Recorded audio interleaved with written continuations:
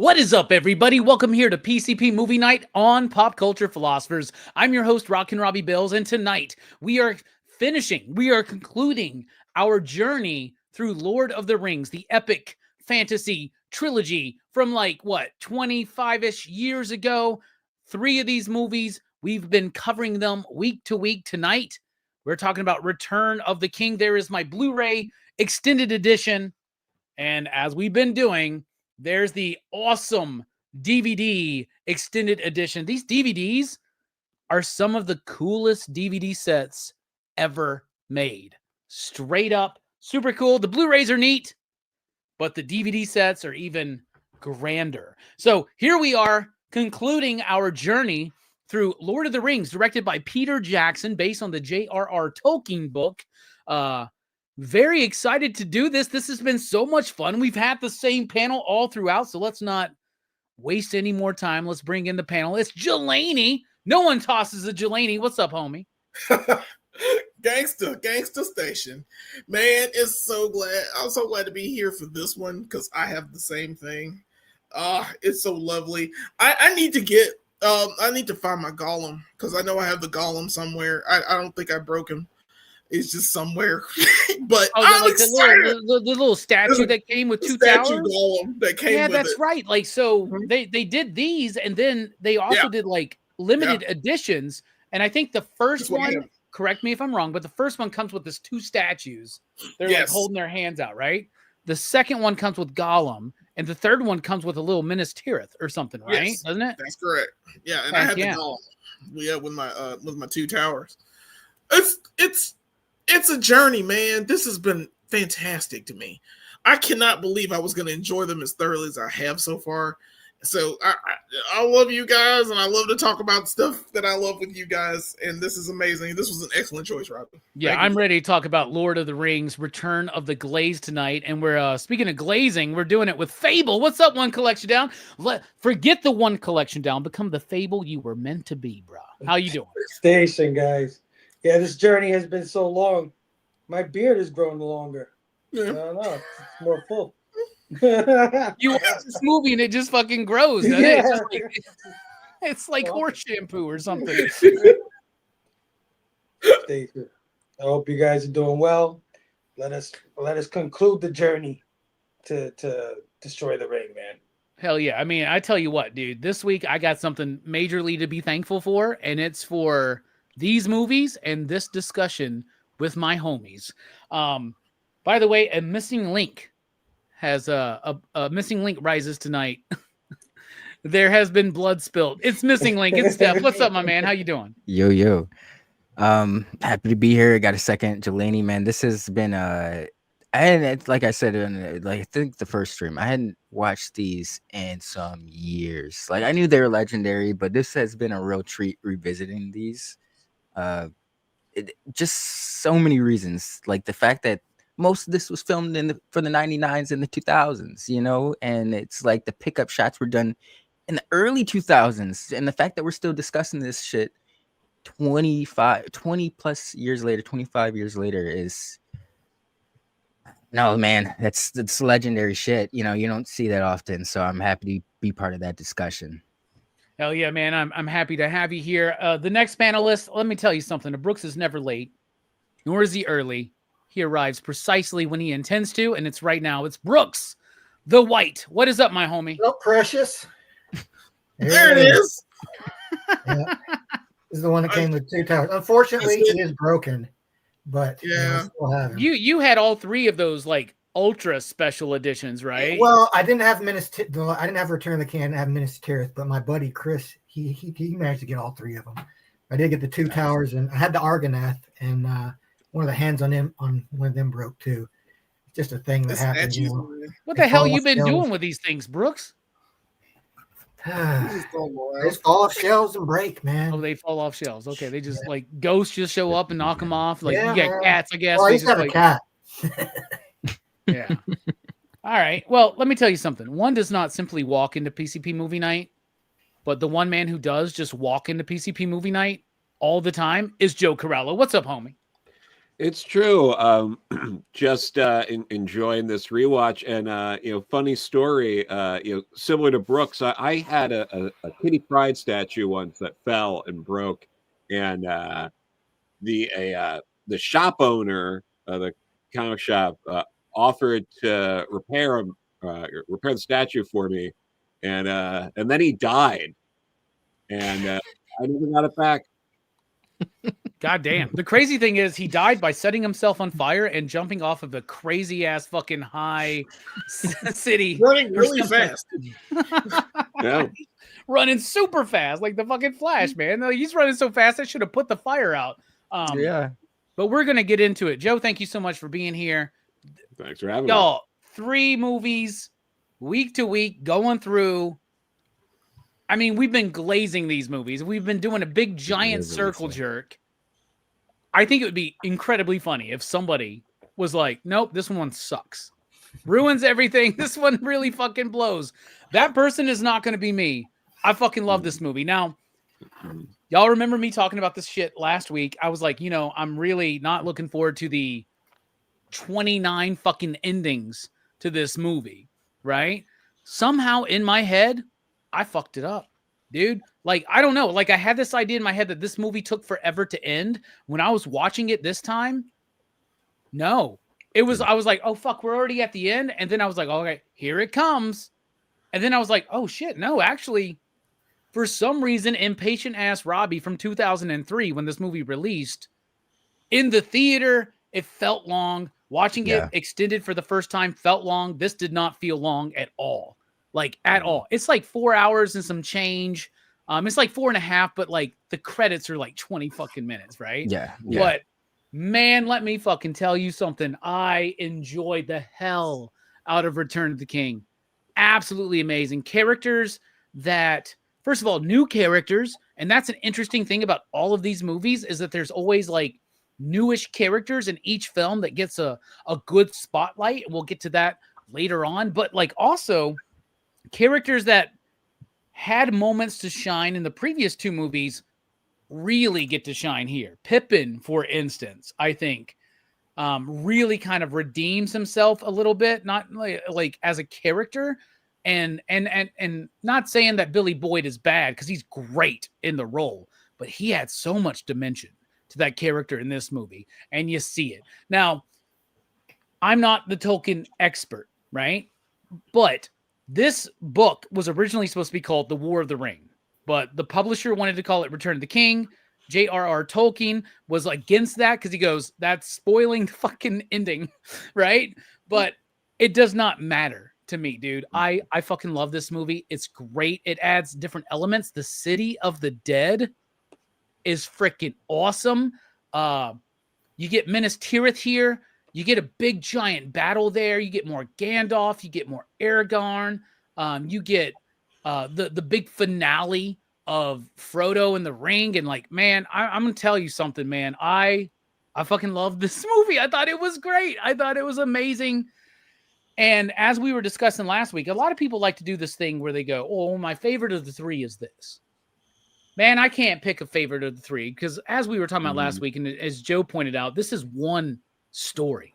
This is one movie. All right, what's your favorite one? Oh, Two Towers. Okay, but it doesn't matter. Like, it's all one story though, right? Like to me, my favorite is all 3 of them because it is one story, and I cannot think of another 3 movies that approach 12 hours of running time that I would be like, let's do it again. Like, seriously, I'm like, fuck White Christmas. Let's do it again next week. Let's just do it all over again and start over. And I think Mark out there asked about The Hobbit. Where you have to wait a long ass time until we do The Hobbit, dude. I am not. Maybe we'll do the animated Hobbit. That sounds fun. You know what I'm saying? Yeah. But I don't feel like I need to watch all 3 of those fucking extended Hobbit movies again. But I never saw the third one. I love this film. I think it's brilliant. Everything I loved about 1 and 2 is prevalent here, but you get a very satisfying conclusion that feels earned, and nothing feels like it's just shoved in, out of place, forced in, or anything like that. Every journey of every character, every moment, every payoff is earned and perfectly paced and timed. Man, this shit is awesome. Return of the King is fucking awesome. Jelani, what do you think about it then? What do you think about it now? Overall, your thoughts on Return of the Glaze. Bruh. The first time I saw this in the theater, my butt was numb. My butt was completely numb. I did not get up to do anything because that's how enthralled I was the first time I saw this movie. I was already enthralled the last 2 times. It's one of those films that like you have to see it.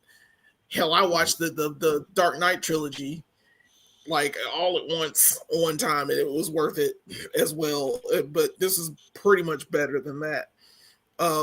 Return of the King, when I watched the extended edition the first time, because I've watched this twice. I will say I forgot I did watch this a second time, by itself, because it's one of those where I already know the story. I just want to pick up, and I've seen this by itself before.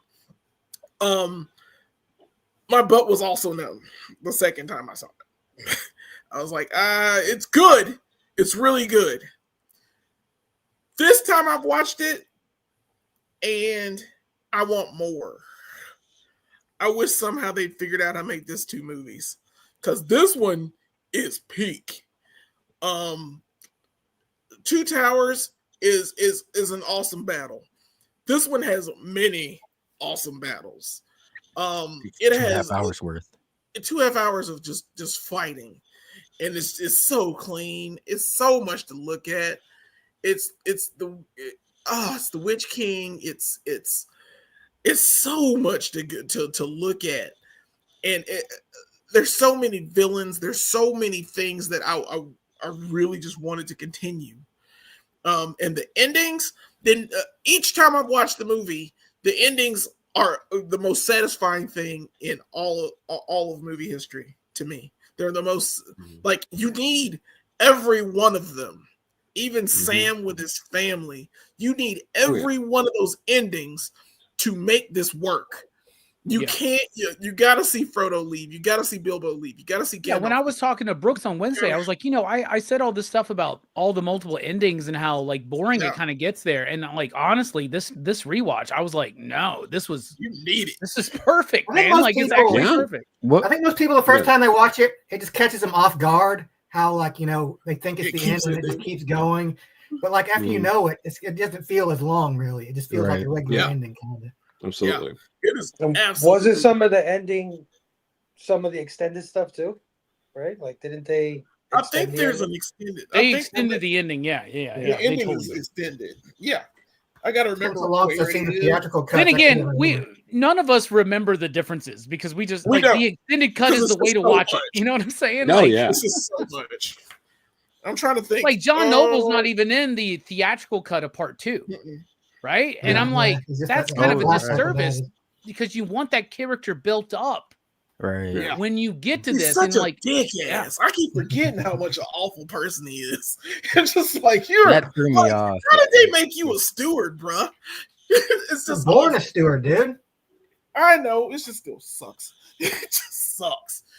But yeah, this time loved it. It's brilliant. It's the Breaking Bad of movies. It has a beginning, a middle, an end, and an epilogue. It tells a complete story. You're not mad at it. It ain't lost. It's just gorgeous, and it's worth your time and effort. The big difference between Breaking Bad and this one is that the prequel to Breaking Bad, Better Call Saul, is actually good. The prequel to this one, The Hobbit, it's trash.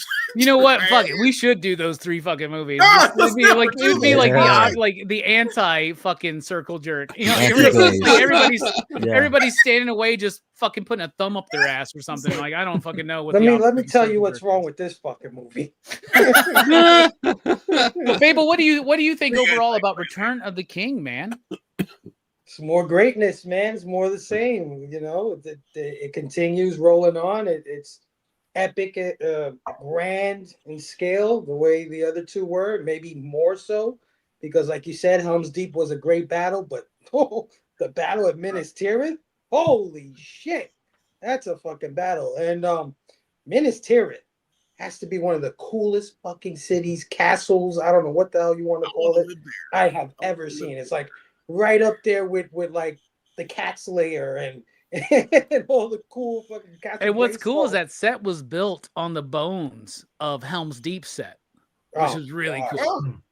Fucking amazing. That the top of it, that whole like courtyard thing they have going on with the white tree. Oh, freaking beautiful, gorgeous. The designers, chef kiss to them. Yeah, no, I loved it then. I loved it now. I would say that it did border on my ADHD just a little bit. Nothing that is terrible about the film, but I was like, when they won the Battle of Minas Tirith, and then they showed freaking Frodo like, okay, we just got to fucking Mordor, and I'm like, holy shit, there's a whole nother fucking there's a whole nother movie here. Oh, shit, how the hell did they get out of this one? But they conveniently had some, Frodo gets carried by the orcs like most of the way there to Mount Doom, and he gets out of it by these guys just fucking having a fight or whatever, the orcs and stuff. So little contrived, but I can't knock any of it, man. I love it. You have to wrap this story up, and I think they did a phenomenal job wrapping it up. And I'm with you, Jelani. I was kind of like, I was almost on the verge of a tear there, man. I was like, damn, this is beautiful. This is a beautiful ending. Spoiler alert. So yeah, no, I love this film, man. It continues the trilogy. It's what makes this trilogy, it's the final act, and it does not disappoint. Yeah, it doesn't. Like we were talking about last week, we were talking about like Fellowship hit Two Towers. There's a lot of expectation on that movie. They could have fucked it all up there, right? Well, they could have definitely messed it all up here for the conclusion. For instance, they could have randomly, Peter Jackson could have been like, you know what? What if they were on a fucking forest moon and a bunch of teddy bears were out there, and the teddy bears are the ones that actually defeat Sauron, right? They could do that. Now, I don't know what other trilogy I could be referencing, but that third movie kind of fucking blows, in my opinion, right? It was about not as Vietnam. bad as some of the others. I like the Ewoks. Nope. My mama, nope. Yeah, I wish this one would have ended with like a nice like dance scene and shit like that. All the elves at the White Harbor just start breaking out into dance. Speaking of breaking into dance, Link, what do you think about Return of the King, the final chapter of the Lord of the Rings epic film franchise? What can be said? It's more epicness. Impressed with all the moving pieces in terms of characters. It's like pre-Infinity War Endgame stuff, where it's a little bit more impressive that they had all these different characters in this one movie, and like you guys were saying, like smaller, like the bastard dad, the steward that wanted to set Fair on fire or whatever. And that threw me off in the theaters because I remember him kind of being introduced. He stood out to me in the theatrical watch, but him just being in that one movie, like you said, he kind of needed that space in the second one. But even that being said, the fact that he was still able to stand out to me and from the theatrical experience, with that being his first movie or whatever, that's a lot. That's he had one movie to shine, and he even like Brad Dourif's character, he's got fairly small scenes, but even he stands out. Like everybody has a chance to stand out in this movie. And there's just the battle, 2.5, it's kind of joking, but there's around 2 hours of battle in this movie. Like most of this movie is battle. That's impressive as well, because realistically that's how battle would go. It wouldn't be like, quick montages. It would be a grueling, long endeavor, and it shows in this movie. I really actually do like the endings quite a bit. Like I didn't know whether stuff was tacked on or like what was different, but it all feels like necessary, like conclusions or chapters that you need to make. Even with it like kind of ending on Sam, I had to think about that for a second. I loved it, but the more I thought about it, I appreciate it more, is because it's like we've said it before, but it's like Sam kind of was the true hero. I'm like kind of Absolutely. debated Without whether, Sam, like, 100%, Middle Earth is bro. doomed, Sam knows what's man. happening. We're fucked. Sam is could, the man. do you guys think Sam should have taken the journey himself? Should have been the one taking the ring. Well, instead of nobody. Sam? I think the point is that nobody could have done it by themselves. If Sam had taken the ring by himself, he would have He would have failed. been corrupted. If Frodo had gone by himself, he would have failed. The two of them working in tandem is what gets the ring to Mordor. I think is kind of the point. Yeah. But what really made me respect it was like, because when that whole reveal, when him and Frodo split up, and he's like fucking, he's like, I took the ring because you seem like you're losing your shit. So I was like, man, he's out there by himself, it lost in the dark of the woods, and still gonna trek on to try to see this journey through. It's because of that deviation that He Sam fought the spider. Yeah, he fucking rescued Frodo. Killed 3 orcs by himself too, It's bro. fucking like, Yep. Yep. I can't carry it up the forward. mountain. But I can carry you, Mr. But I can carry Frodo. Yeah. Such a great line. I'll just never say die, Mr. Frodo. Let me tell you something. None of us would fucking lift another one of us up Not on one our of- fucking not one of- shoulders and go up No, a goddamn mountain to a volcano. Like, just I'm give me the sorry, ring. I'm We're not not doing doing that. any of that. No, I wouldn't have picked up the ring the first time Gandalf Like, saw how do it you on want the ground- rest of us? on Yeah. the ground. Hell no. When Gandalf was like, "Don't tempt me, Robbie. Don't give me that ring," I'd be like, "Bruh, that's yours. I'm fucking yours. out, dude. Like, what the fuck?" dude? Shit, I'm out. But this movie, it just said it's just a great conclusion to two other fantastic films. This movie had everyone in this moment had a moment to shine, and that's saying something, because it's like everyone's had a chance to shine in previous films, but in this last movie where certain characters should be getting more screen time and stuff to give this story resolution, smaller characters are still getting just as much resolution, so that was very impressive. Just incredible feat in filmmaking and art, man.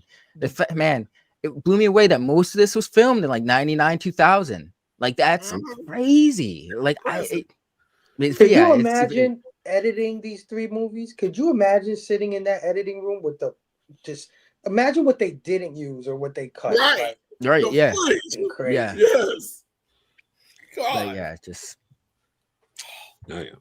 Absolutely crazy. A great conclusion, and I love what you said. So, like, not only does every character get their spotlight, there is true growth from some of these characters, Mhm. right? Like, true growth. They're Merry and fleshed out Pippin, in people particular, Hobbits. like Lotsicles, Aragorn, like, in yeah. so much really great movement forward and growth. And I remember watching this the first time, and I didn't know the story. I had read The Hobbit, but I didn't know the story of Lord of the Rings, right? And I thought any of these fuckers were gonna die at any fucking moment, dude. I was like on the edge of my seat. I was like, well, some Hobbit's gonna fucking die, right? Yes. And like, it's surprising that like so many of them make it through, but then it does have this kind of bittersweet ending, because like, yeah, maybe Frodo survives, He's not unscathed, but his whole life is different now. Like, Yeah. his whole perspective on everything is different, and I really like that ending because of that. And I do believe that is in the book. I'm still in the first book on my read of the novels. I'm still in Fellowship, but Brooks is our resident Middle Earth expert. So, Brooks, what do you think about the movie and the finale? How close is it to the original book? It's fine. It's okay. I kid, of course. This is my favorite part. This is my favorite one of the movies. But like, it's like you guys say, like, it's kind of a whole experience. So it's kind of hard to say. I think like the Return of the King has my favorite moments. Like I said probably last time. It's like, it has like, in every part of this trilogy has done its part perfectly. Like, Fellowship is perfectly sets up, and brings us to Two Towers, where things like ramp up a little bit more. And this movie like perfectly like ramps it up to that final level, and it sticks the landing, which is like a hard thing to do, with these kind of movies. Like, especially when you got something that's got so much expectations behind it. Like, especially at this point, like, and had 2 movies that were just big hits. Like, fans loved them. Like, people who'd never heard of Lord of the Rings loved them. And this movie, like, it pulls it off, I think. Like, and I could understand like a lot of criticisms people had of it back when they first watched it. Because like, these are long movies, and like, I knew like I knew about, how long Tolkien's had set up this ending, like, all these ends he was going to tie up at the end. But like, most people probably saw like, them like collapse on the side of Mount Doom when the screen goes black and like, oh, that's the movie, right? And then all this other shit happens and like it keeps happening. But like, once it's coming, like I said, like, it doesn't really affect you that much. It just feels like an ending, like a long ending, but it's like, it's a long movie. So it makes sense, and there is like, an aspect of the ending. I wish I know why they didn't do it, but I really wish they could have put it in there, was the Scouring of the Shire stuff. But, I understand, like, at this point, like, they probably knew that people were going to get a little upset about how long it took to wrap everything up. But, like y'all were saying, like, it's all important. You can't cut any of that stuff out. Like every part of the ending is it's important to wrap things up, to give us the closure. I think that's why people are so fond of this set. It's because it gives you a perfect closure for all the characters. Like, you see like the Fellowship, they all survive. Like, they're still close, in the books, it kind of mentioned, like Gimli and Legolas, they stay friends for a long time. The hobbits all stay friends. Like Frodo and Bilbo, they take their leave. So, But question real quick, Brooks. How like, much time had passed? Because when in the books, because Bilbo was it because of the ring had corrupted him? Bilbo had aged so quickly? Yeah, like the ring was keeping Bilbo young a little bit. Okay. And like, Bilbo And didn't there's a lot of time that passes. There's a lot of time that passes when in Fellowship, in the book, when Frodo gets the ring and Gandalf leaves and then comes back, it's like 50 years.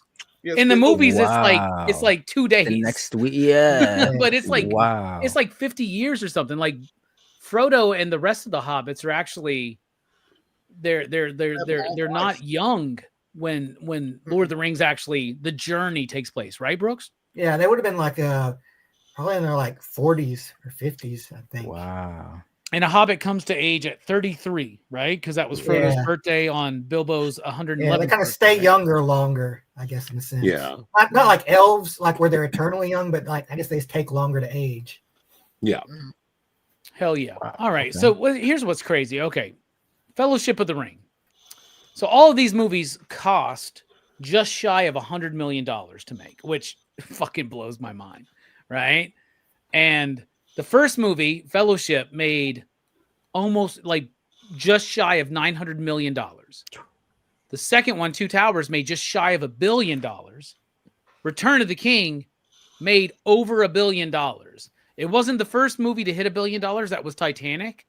But for these movies to keep making more money and then to have the third one be over $1 billion. Dude, they made each of these movies for $100 million. Look at all the money they made. No shit. Of course they were like, fuck. That's how you make money. I'm surprised So they was didn't this- make the Hobbit. I'm surprised they didn't make the Hobbit 7 fucking 3-hour movies, man. Was this the second movie to hit the $1 billion mark though? It might be. I can't think of anything after like Titanic's was such the a first. unique case because it's like there are no movies ever gonna have the legs Titanic. That was unheard of. That's that's never gonna happen. That was in the That's it. theaters That was an for era in months. time. Yeah. Yeah. That was like Home Alone numbers, man. Home Yeah. Alone time that you were staying in the theater. Because Home Alone was in there for like damn near a year. Yep. Yeah. It was till the next Christmas. That's the end. That's the end of an era, man. They don't do that. anymore. They don't do that anymore. Yeah, But you got Jurassic 2 weeks. Park That's so it. Jurassic Park has hit $1 billion, but that's because of re-releases. So has Phantom Menace. I don't think Phantom Menace hit $1 billion when it first released. Now, though. yeah, it couldn't have. I don't remember. That. I don't think so. And Phantom Menace costs more money than Didn't this. Attack of the Clones make more than Phantom Menace when it came out? Maybe. I don't know. Yeah, maybe. But like honestly, looking at the top 50 highest grossing movies, no Lord of the Rings are on here. But it's got to be one of the first ones to like naturally make like $1 billion. Yeah. Like after Titanic. Like Okay. insane. Yeah. Insane. Yeah. Joe, what I don't about hate to you, see man? it. What do you think about Return of the King, Mr. Corallo? No, I mean, it's great. I love it. I was talking to what was it? I was with Chase the other day, and we were talking, and I was like, you know what? I bet that when we start, Robbie is going to say that he thinks differently on all the endings now and came around on it. And And I was like, that's going to happen. And It did. Did you also But, predict that Brooks would try to do the joke where he didn't like it, but nobody would believe him? You know, yeah, no, it's crazy. I can't believe that happened. But no, this movie is fantastic. It always gets me. The scene with you know, when the endings were with Aragon just being like, you know, my friends, you bow to no one. Like, what a great scene. Like that whole bit. I just happened to be at a taping of the Late Show with Stephen Colbert on Thursday, and Lord of the Rings came up with the audience questions that was kind of relevant. So kind of worked out.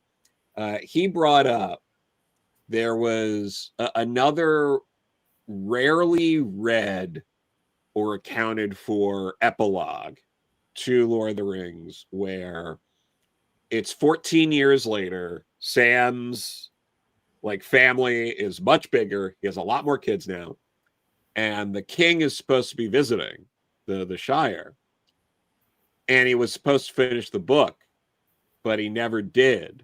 And the reason he gives is because it's the last thing I was tasked to do by Frodo. And if I finish this book, then he's really gone. You know what? That I can identify with that. I oftentimes will not. I'll like to the point of that. There'll be shows where it's like I won't watch the last episode of it for a long time because it's like the show still hasn't ended for me. You know, I haven't watched that last episode, even though it's done, because I haven't watched it. It's not done yet for me. So that's powerful. I like that. Absolutely. Yeah. No. It's it's no. It's great. I love it. I love how it all comes together. I love how like there is humor, but like, and again, like it feels like it's both gets lighter moments, but also even darker still. Like it gets so dark, it's so brutal. I think it's also important to mention that this is tied with Ben-Hur and Titanic for most Academy Awards a movie has ever gotten. No movie since Return of the King, that's what, 22 years ago now, has gotten 11 Academy Awards. It is also the only movie to sweep 11 Academy Awards. Titanic was nominated for 14. It didn't win every award. Return of the King was nominated for 11 and it won 11. It was nominated for the exact amount of awards it intended to win. Yeah. I remember at the time because I was super into the Academy Awards back then. Like I used to pick my winners and I was really good at that shit. Right. And Return of the King, I was like, they're giving Return of the King everything for everything that came before too. Right. Like Fellowship didn't hit, like Fellowship and Two Towers had nominations, but they didn't have a lot of wins. Right. Yeah. Because they were like waiting for Return of the King. And I think those were wins for the entire. They were in their snobby Robbie phase. That's what it was. Yeah, they were. Yeah, we won't do a fantasy for an Oscar. How do we give an award for a movie that's not finished? Exactly right. All right. So it seems like we all love this movie. So let's talk about the performance. Continuing strong performances from characters that have been in all of these movies, right? At no point, by the way, during this whole month that we've been talking about these movies, has anybody said, my favorite performance is Viggo Mortensen. My favorite performance is Elijah Wood, right? Nobody's really said these things yet, but like they really do carry this shit. But what I love is characters like Theoden, for instance, right? Who show up in part 2 in Two Towers, and you're like, why do I give a fuck about this guy? Amazing performance in part 2. That character has a journey in part 3. It's so good. So I'm going to go first because I remember the first week we did this Fellowship, somebody stole Galadriel from me. So I didn't want anybody to steal Wormtongue last time. And this time I do not want anybody to steal Denethor. John Noble as Denethor to me is my highlight performance of this movie because there's three reasons. Number one, this dude's fucking crazy, right? And he plays it so fucking well, dude, right? That's why he's great in Fringe. Secondly, he's not just crazy.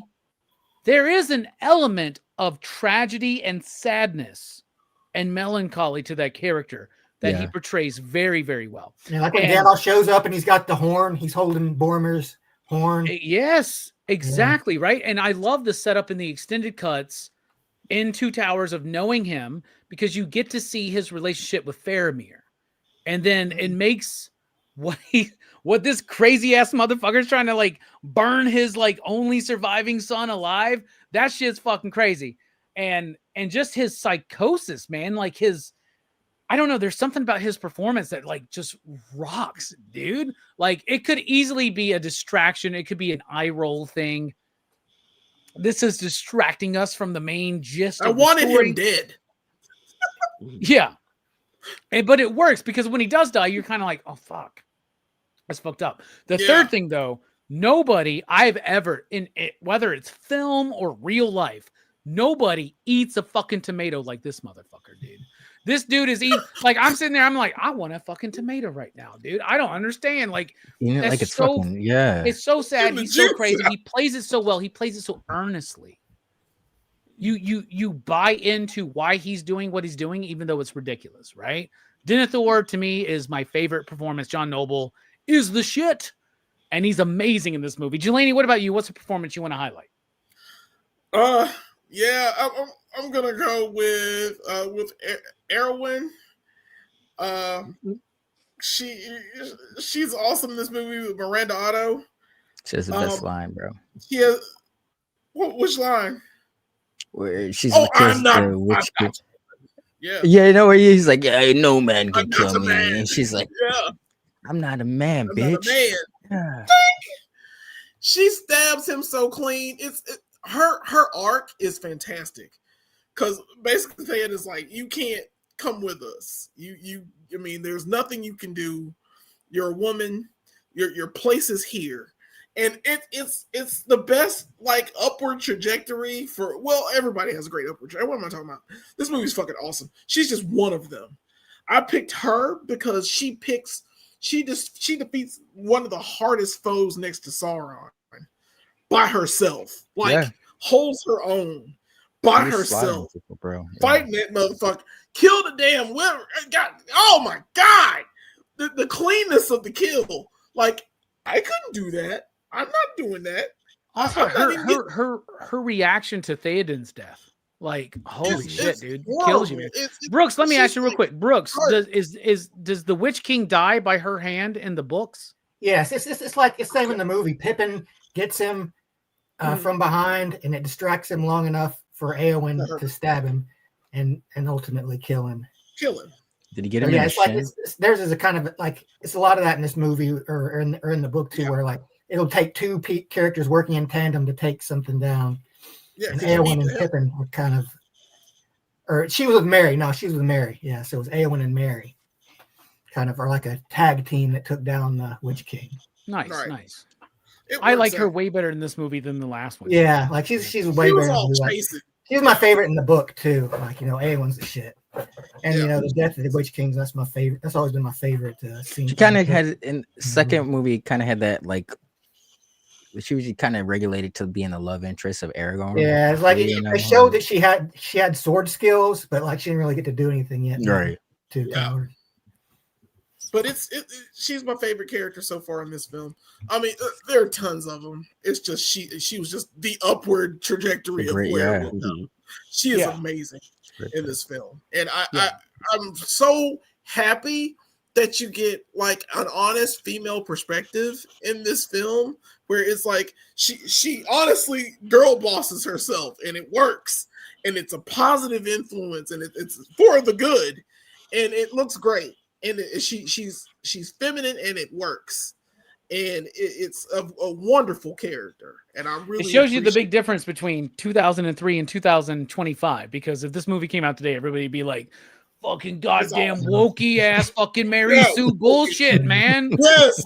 Nah, it's Meanwhile, well a earned. little 4-foot fucking tall hobbit can goddamn fucking kill a giant spider. You know what I'm saying? But like, yeah, she's great. I'm glad you mentioned her. What about you, Fable? What's a performance you want to highlight in this film? Oh well, again, I just want to give a shout out. I don't think anybody's gonna take this guy, but I just wanted to shout him out. I love that fucking doorkeeper dude that comes out at the end of the movie. That fucking with the big ass You talking mouth. about the mouth of with the Sauron? teeth. Yeah. Oh my god! Yeah. That's Oh like, yeah, he was cool as shit. yeah, That's just You reminded me creepy of, as fuck, dude. That's the like Batman. I feel like it's That like was a awesome. Twizzler commercial from the '80s, man. To the next You know who? degree. Know that he suffered before the end. That Scott Snyder Batman, the Batman who laughed, totally. Yeah. ripped me. Yeah. I didn't piece that Dude, together until You're right. rewatching I'm that. watching it, Link. I'm Yes. watching it. I'm like, Snyder totally Totally took stole that that, from this, yeah. right? Like Yeah. totally, Yeah. dude. one of the coolest creatures in this entire trilogy, and Yes. and that's an extended cut. I do remember that. Yeah. That is one of Yep. the extent. They cut that creature out of this movie for shame. For shame, they should have kept Yeah. that thing. You kept And they that ended in up there. bringing him back. So I love that. I think the character that leveled up the most, we already spoke on him in terms of arc, story, is Sean Astin as Samwise Gamgee. Samwise Gamgee. Sean Astin, to me, Sam. I felt for him so much in this film. You know what I mean? Like, I don't know. He just took me on an emotional journey, Samwise, and he I don't think he ever looked at himself as a hero, but he Yeah. ended up being one of the biggest freaking heroes in this film, like all of you guys said. And I mean, he broke my heart when he was on that mountain with the lava, and he's talking about the girl he would have married, like I would have Yeah. married her. That shit was like, God damn, bro. You know, so when those Eagles came out and fucking saved their lives, I was like, hell yeah. Hell yeah. And he got his girl, man. He got his girl. So yeah, Samwise, I always love loyal characters, man. I do. I really love a person that just thinks of outside himself, you know, always sticks to his boys or whatever, and you know, tries to keep the crew together. And Samwise is the embodiment of that in this film. And not only that, but Sean Astin, I don't know if he got nominated for anything, but he should have fucking got nominated for something because he put out a performance in this film. A lot of people did. I understand how it's Yeah. easy to get overlooked, but he did fantastic. Sean Astin, hell yeah. He's Samwise. amazing, dude. And that character is so great. Like, I love some of the moments where it's like, I think it's in Two Towers where like Frodo's like, they're talking about food or something. He goes, "Well, we need something for the That was this journey movie. back." That was this movie. Yeah, he's like, "There's not going to be a return journey, Mr. Frodo." Yeah. You know, is that the one So you're talking about? sad. Well, Yeah. but in the last movie, he is counting like we got to have something for the way back, man. Right? Yeah. Yeah, He yeah. kind of comes to term with that, right? Now I have a headcanon. I have a headcanon that the spider Shelob injected him with something. He winds up with his big family. Thousands of years later, in more of the modern day, his descendant is Pennywise the spider. Samwise, Pennywise. You know what I'm saying? There you go. This is my headcanon. It is just a holdover from Middle Earth. What about you, Link? What's a performance to highlight? I mean, everyone gave a great performance. Fair, Bromir, his brother. One of the Faramir? Yeah. There you go. Bromir's bro? Bromir's bro. Such a smaller arc, but I think he for the screen time he had, like he didn't get to do much, but there was like an underlying, you could sense the tension between him and his father, and he could always kind of been living in the shadow of his brother and his dad, and kind of I got the sense that wasn't the life he wanted. He didn't want to do that shit. That was his dad, his brother, but that's the lineage he was born into. He felt obligated, even though it's not something he wanted to do. Even at the end when his dad was fucking kicking him while he's down, he's like still going out to do the right thing. Bro, yeah, that shit where he sends his son Suicide to Squad. die, To die. right? And he knows, and he like that the way he handles that, like the responsibility and the honor of having to I follow will the do it. steward of Gondor's leadership. But when he looks at him, he's like, if I make it back think more Please kindly think- of me, Father. Yeah. Oh my God, that's heartbreaking. Yeah, I don't think you, without the extended bits in part 2 and Two Towers, you don't really feel the impact. Doesn't of that resonate, yeah. right. So good. But You're right, he- dude. He's great, dude. Got a little happy ending too, you know. Yeah, didn't he get with Ilwin? Yeah, Yeah. Oh, yeah. That's That's why in certain circles he's referred to as sloppy seconds. Everyone sloppy she's like the seconds at us. queen, right? Why? Mr. Second Place, Faramir. Yeah, no shit. I just love how like I guess I'll take him. I know that in the lore, like him and Aowen, like they become like they become a couple. They get together. They have like a family and shit. But it's like in the movie, it's just like they just kind of look at each other, and she's like, "Well, Yeah, Vigo said no. You're kind He's of all good about enough. fucking Liv America Tyler." words, So, but yeah, will do. yeah. Yeah. Yeah, he's like, "That'll do, donkey." That'll do. What about you, Brooks? What's a performance to highlight? That's a good one, Link. I like that. He's great in this movie, man. It was like Aowen was my first choice, but like, you know, in this movie, like so all of the characters get so many good moments, man. Like there's not a bad one in the bunch. So I'll go for a little deeper cut. I'll go with Aomer. Since I can't get Aowen, I'll go for the brother instead. Because Ooh, like Carl Urban, Urban was that badass. one scene where he Yeah, finds Urban. Aowen on the battlefield, dude. Yeah, and he thinks she's dead. Yeah. And he takes my down the God. elephant, bro. When he Oh, yeah. fucking Yeah. launches, everyone Like else is running. Superman And holds he, Supergirl like in Bro. Crisis on Infinite Earth. Yes. It's like that Yes. emotion, dude. Oh yeah. I thought Yeah, she but was like- dead. To be I- honest, at first I was like, because even after that, when Aragorn walks up to her and she's like got her hands on her, I'm like, is she dead? And then I'm like, oh, okay, no, she's just really gravely injured. But it fucked me up for a second. I was like, no, bro. Yeah, I was wondering, like, I wonder if Carl Urban like kicked an orc helmet before that take. And tried to, like, chop That the scream. Vigo. Yeah. He was like, you know what? I'm gonna break my foot too, Vigo. That was a really good, like fucking Oh, like. yeah, Vigo. He might have like twisted his Thing ankle or you did some in shit. that last movie, Vigo, Yeah. but check this shit out. He literally just stabs himself in the fucking gut. Ah! You get that performance? This axe is in his nervous system. Carl Urban is the shit. Nobody knew who he was at this time, right? Yep. Like he's Yeah. brand new. This is before the boys. Well before the boys. This is before Dread. This is before Star Trek. And we always like to talk about Hugo Weaving being the fucking guy in all the nerd movies. Carl Urban. Maybe it's yeah. Carl Carl Urban. Urban, Johnny Cage man. in Yeah. Mortal He's the Kombat, man. bro. He was Yeah, even the he's Johnny Cage. executioner. He was or Scourge, right? Like, yeah, he's Chronicles of yeah. Riddick. I'm so ready for him as Johnny Cage, Fuck man. yeah. I would Yeah, not yeah. have cast a Chronicles of 50-year-old Riddick. fucking Carl Urban as Johnny's Cage, but Right. I think It it's gonna works. work, dude. Yeah. Yeah. That trailer Yeah. makes it seem like it's gonna fucking work, dude. So I'm really, really pumped, man. We gotta have. So I've always had this idea to do a show called the Rutger Hauer Power Hour.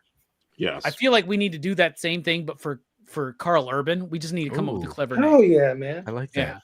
that dude is Doom. he's so Doom. good, and just look at the different roles he plays. Look at Aemir, look at Dread, Dread. look at Butcher Dread is- in Was the he in boys.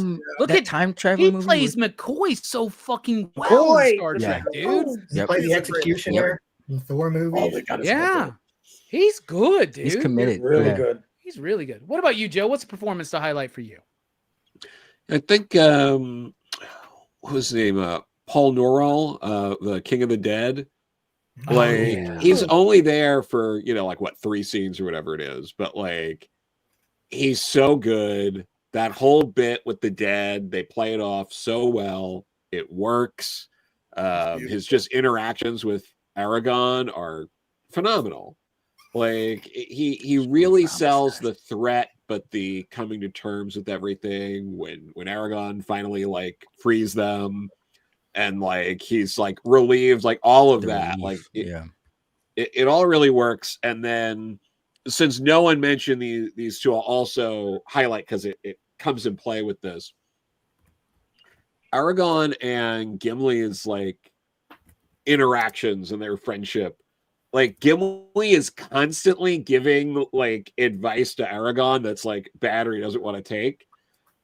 And they just handle it all so well. Like Gimli will do it. It's not an issue. Like Aragon just doesn't do it. There's no spat. There's no needless drama about it. They know each other's place. They know what each other does, and they just go with it. And I think that's great. You never see that sort of interaction with characters in a movie. Yeah. What counts as one? Great performances here. All right, let's talk about style and structure. Style very similar to what I said in the previous two movies. I'm sure it will be the same for you.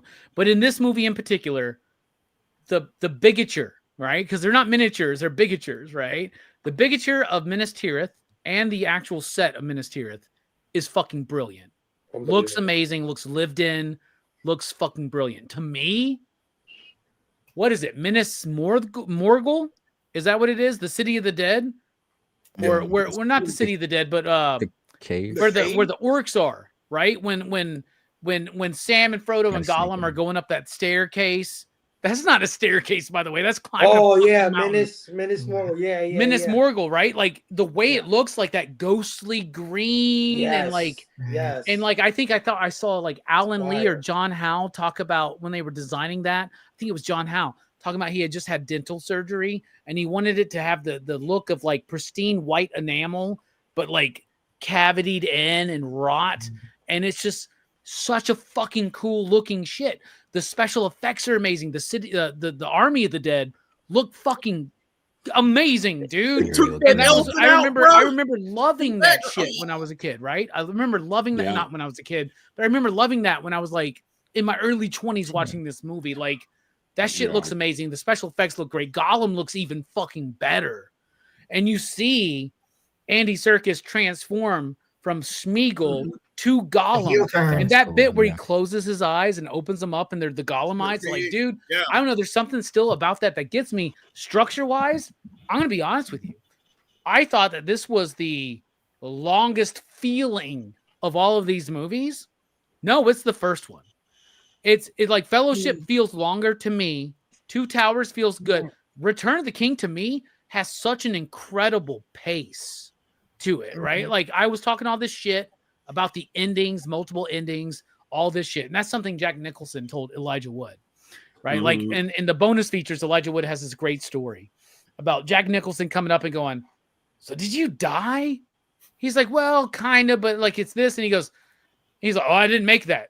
I didn't make it that far into the movie. I left. Too many endings, bro. Too many fucking endings in this movie. And Jack Nicholson was like, did you die? And he didn't even watch the last like hour of the fucking film. It felt like, right? So that's fucking cool. I just love Jack Nicholson being like super high, just being like, I'm gonna get home.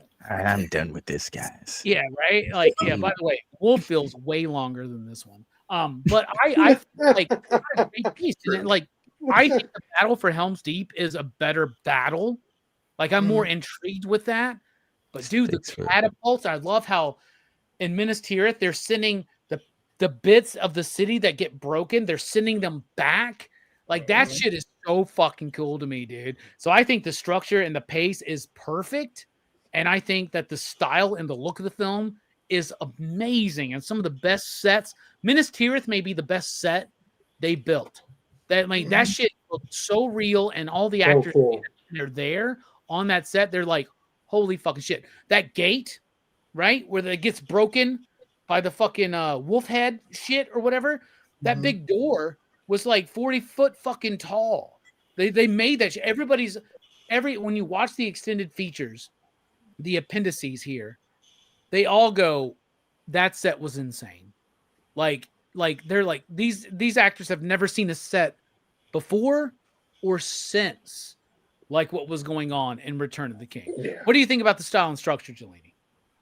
Yeah, just to add to that real quick. Yeah, I do want to live in Minas Tirith. That is gorgeous. Like to keep the walls that white though, it's got to be really hard to do. But it's oh my god, it was cool. They're white, but so still weathered and living. Yeah, the limestone, man. It looks amazing the way it hits. Yeah, the way the light hits it, it looks like it's there, like it's really there.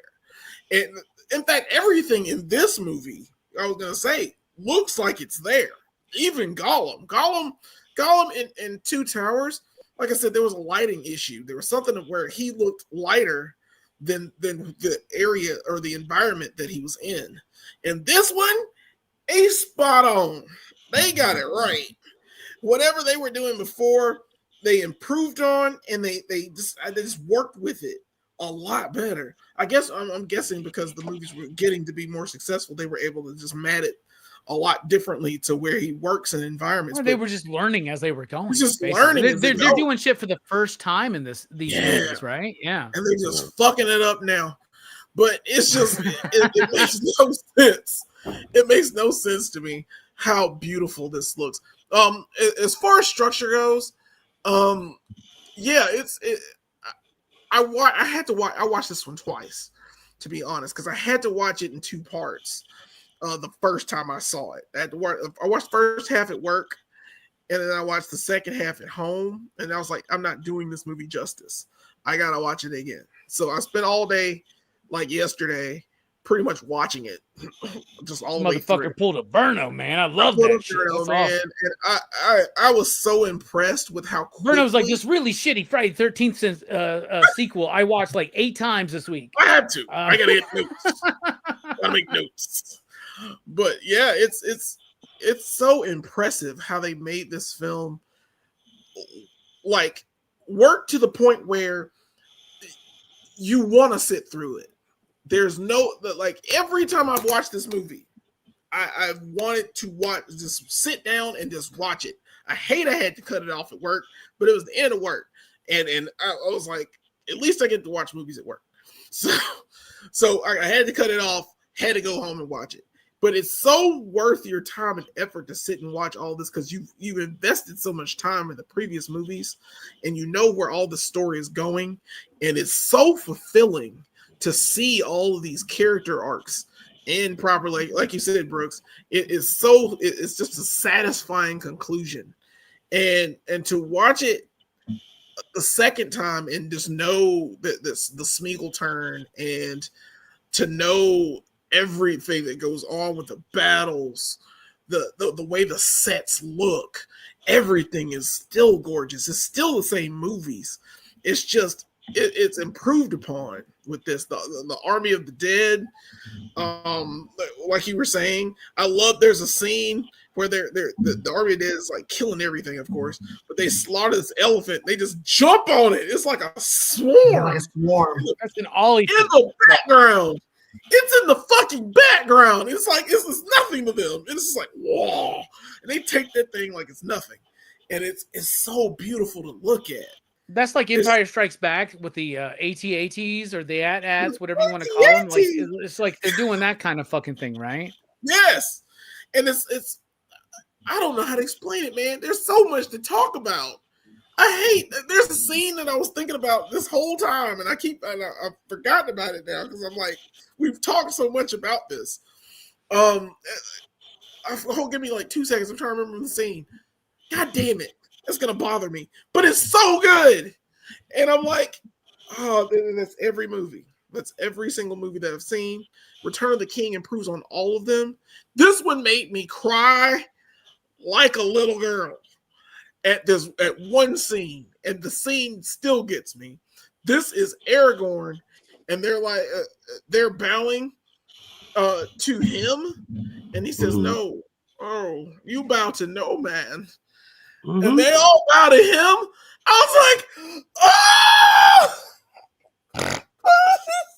It was so beautiful. I don't know why that got me. Like everything was getting me in this movie. Like everyone almost dead, all the little things. You know what I'm saying?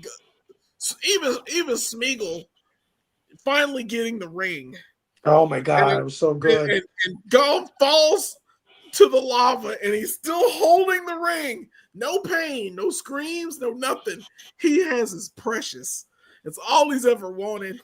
And it's like that last moment where he realizes the betrayal of the ring, right? Almost in a way, like no, but that utter joy in his face that he has finally got the ring, and he's like, I got it, and he has this face that's like lit up, like drug addict shit, right? Yeah. It's so perfect. It's just there's so many just wonderful scenes in this movie. And it caps off so many things. It makes me, it's still, oh God. When they Julian's about to leave, cry right now, man. when they leave and they get on the ship, and I'm like, bro, don't go, no, and he gives Sam the book, and I'm like, no, man, bro. All right, let's let Jelani collect himself real quick. Fable, what about you? Style and structure, what do you think? Yeah, I can't add more to that. I already said I think Minas Tirith is one of the most baddest ass cities ever created. One of the baddest ass miniatures, whatever you want to call it, ever constructed. Sets, all of that.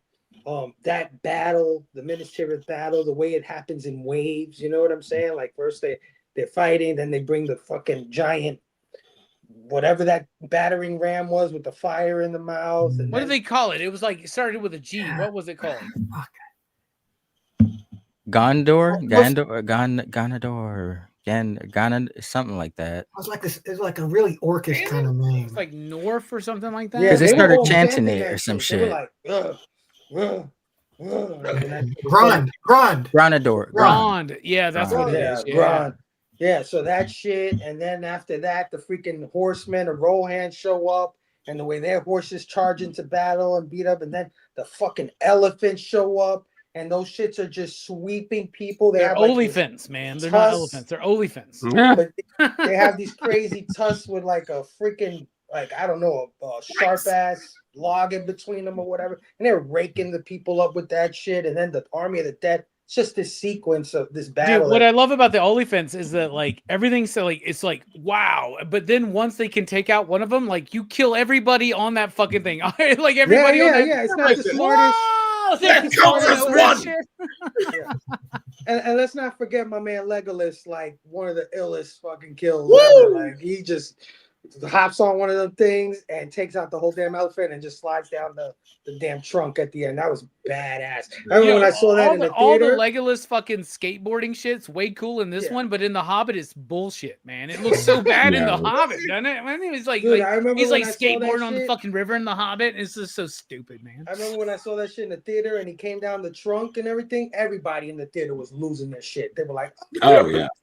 Everybody yelled out, "Yabba dabba fucking do, man! Let's go, man!" Legolas is like flexing hard on Gimli in this one, man. Yeah. I love that they're still doing their competition. Yeah, they do it throughout the 43, entire 44, until the war is over. Yeah, is when the tally is done. But shout out to one of my favorite effects in the movie is when Sauron's tower collapses. That shit looked when the eye like bulges, like yeah. I can't believe this When shit. it falls down and then the I eye still look You get that goes shockwave and makes it go. right? Yeah, it makes it spread out like that. Yeah. Freaking fantastic. I don't know who shot that, the miniature, everything, what cameraman, whoever put that together. Holy shit, you guys did a fantastic job filming the destruction of Sauron's tower, man. So yeah, and structure, like I said, I felt at one point I did feel like this is like two freaking movies put in one. Because when they got to Mordor, I was like, oh my god, there's so much more to go. But I enjoyed the entire journey, so I can't say nothing. Structure's as good as the first two. It continues, so yeah, both are great.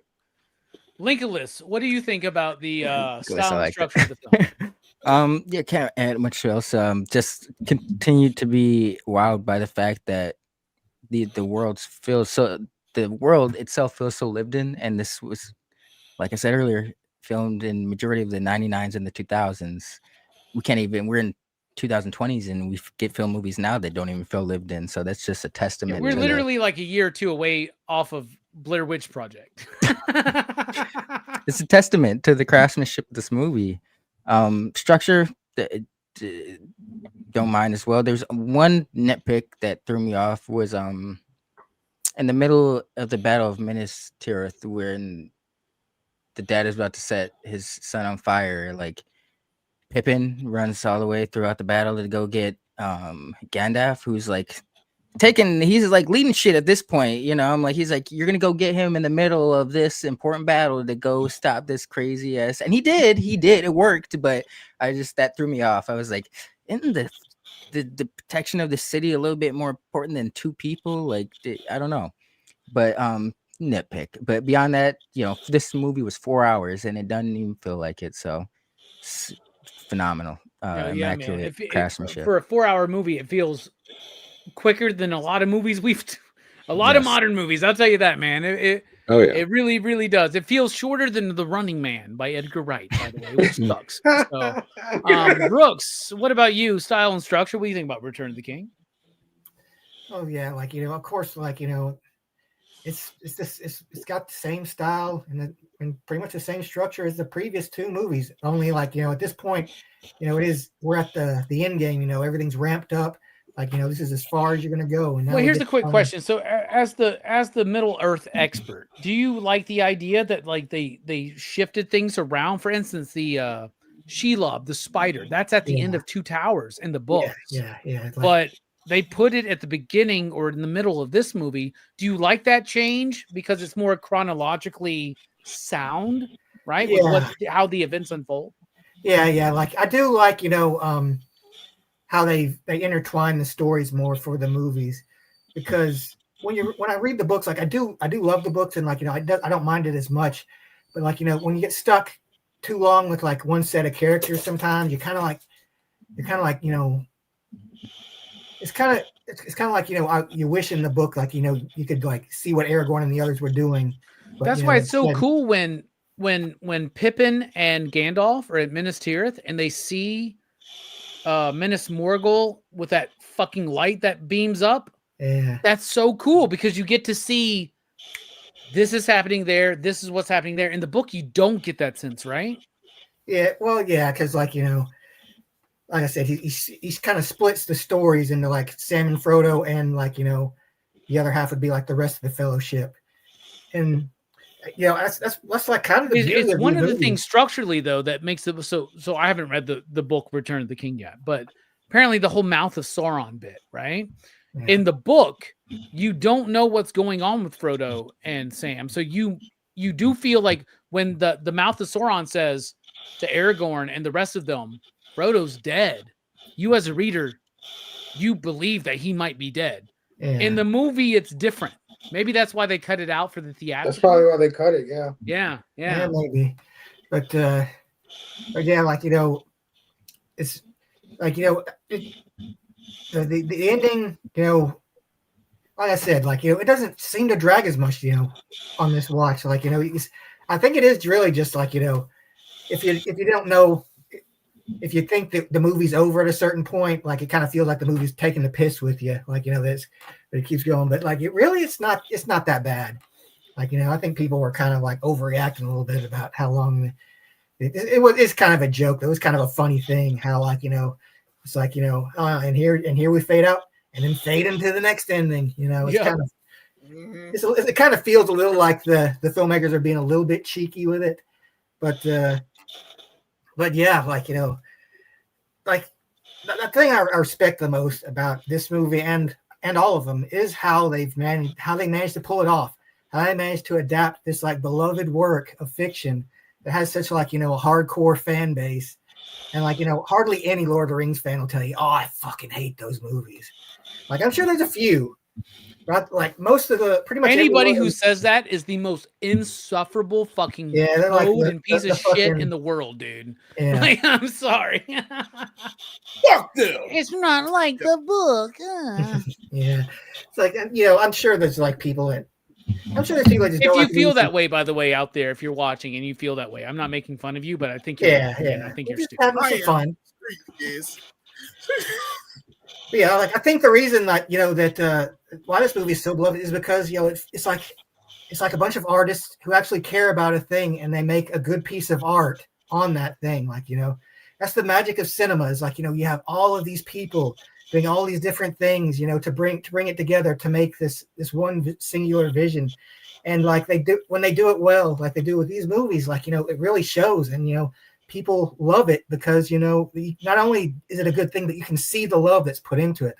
You can feel like the camaraderie between like the cast and everything. Like it feels like a real thing, and that's kind of the magic of these movies, I think.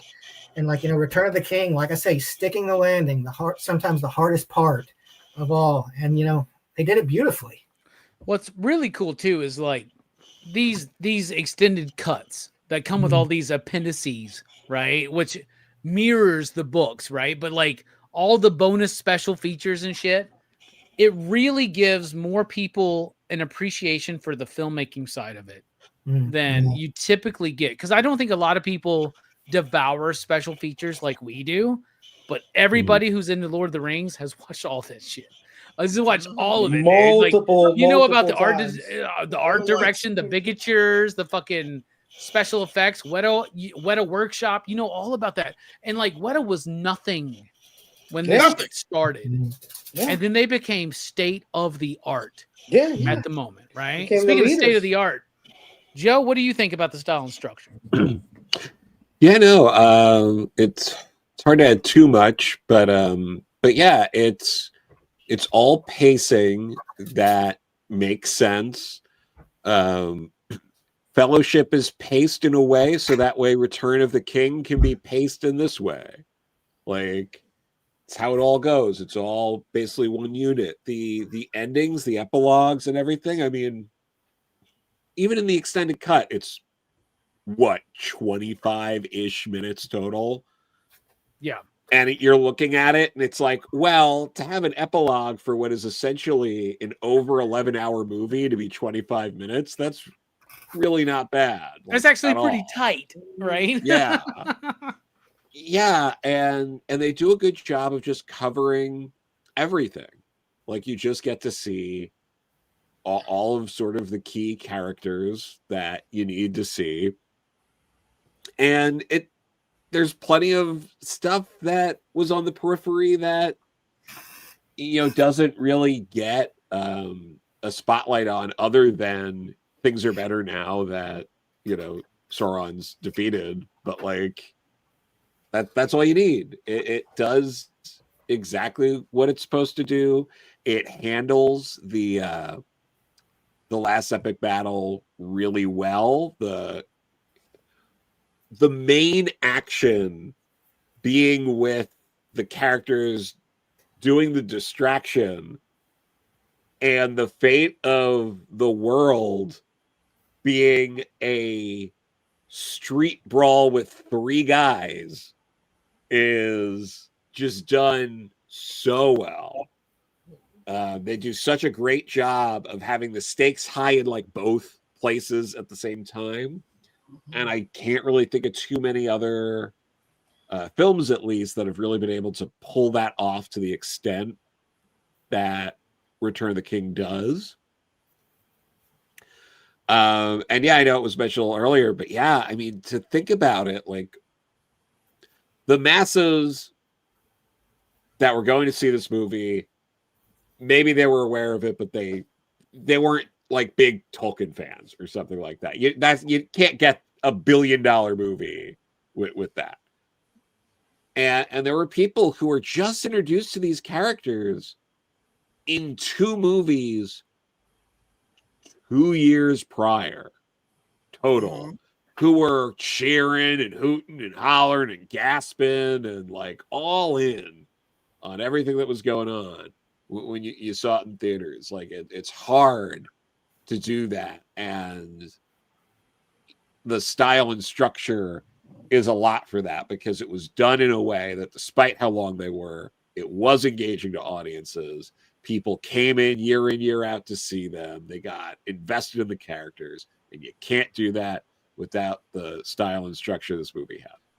Yeah, and what I love is all those epilogues, all those endings. What it does is it gives you the sense of what this journey and what the ring has done to Frodo.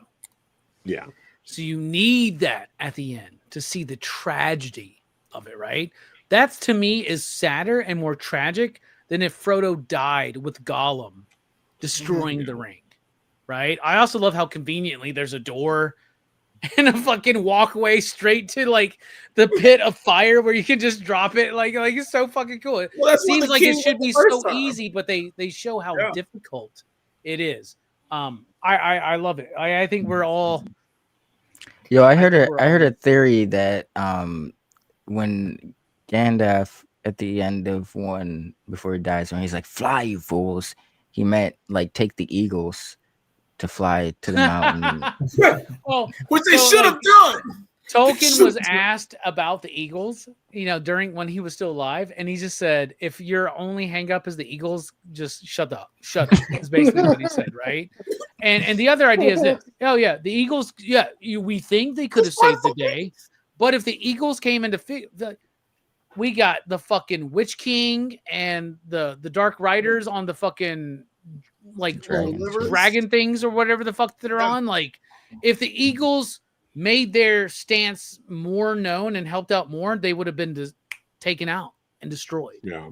Right. Sure. Like, so I like how there's a bunch of eagles and they seem to be ran by one little moth.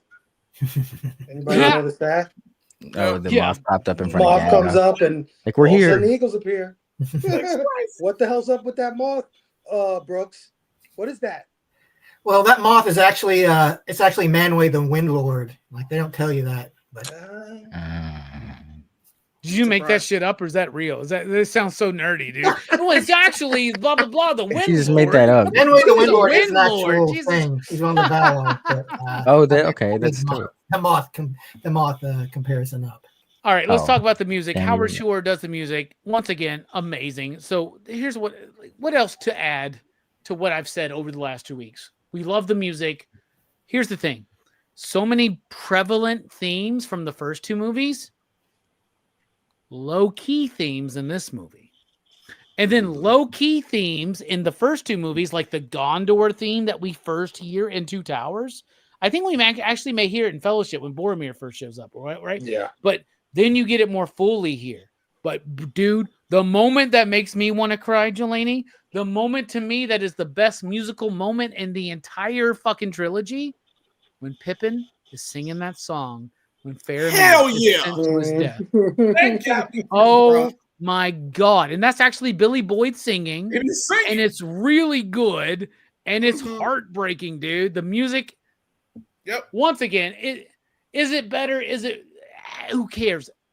All three of these movies, the music, Howard Shore, the best composed score for a fantasy trilogy of all time. Fuck you, John Williams. Howard Shore beats you out, in my opinion. I don't I like how he believe just that, throws dude, John Williams because in roles like there's that. more nuance Put in some Howard. respect on John Williams' There's name. Put some more. respect. I love John Williams, but let me tell you something. There's more nuance in the themes and the way they're presented in Lord of the Rings than what music is new in Dude, they Empire had 20 and years Jedi. Where to it's the perfect same Star fucking Wars shit, dude. formula, dude. No, I'm telling you, the music's better. Howard Shore is fucking the shit.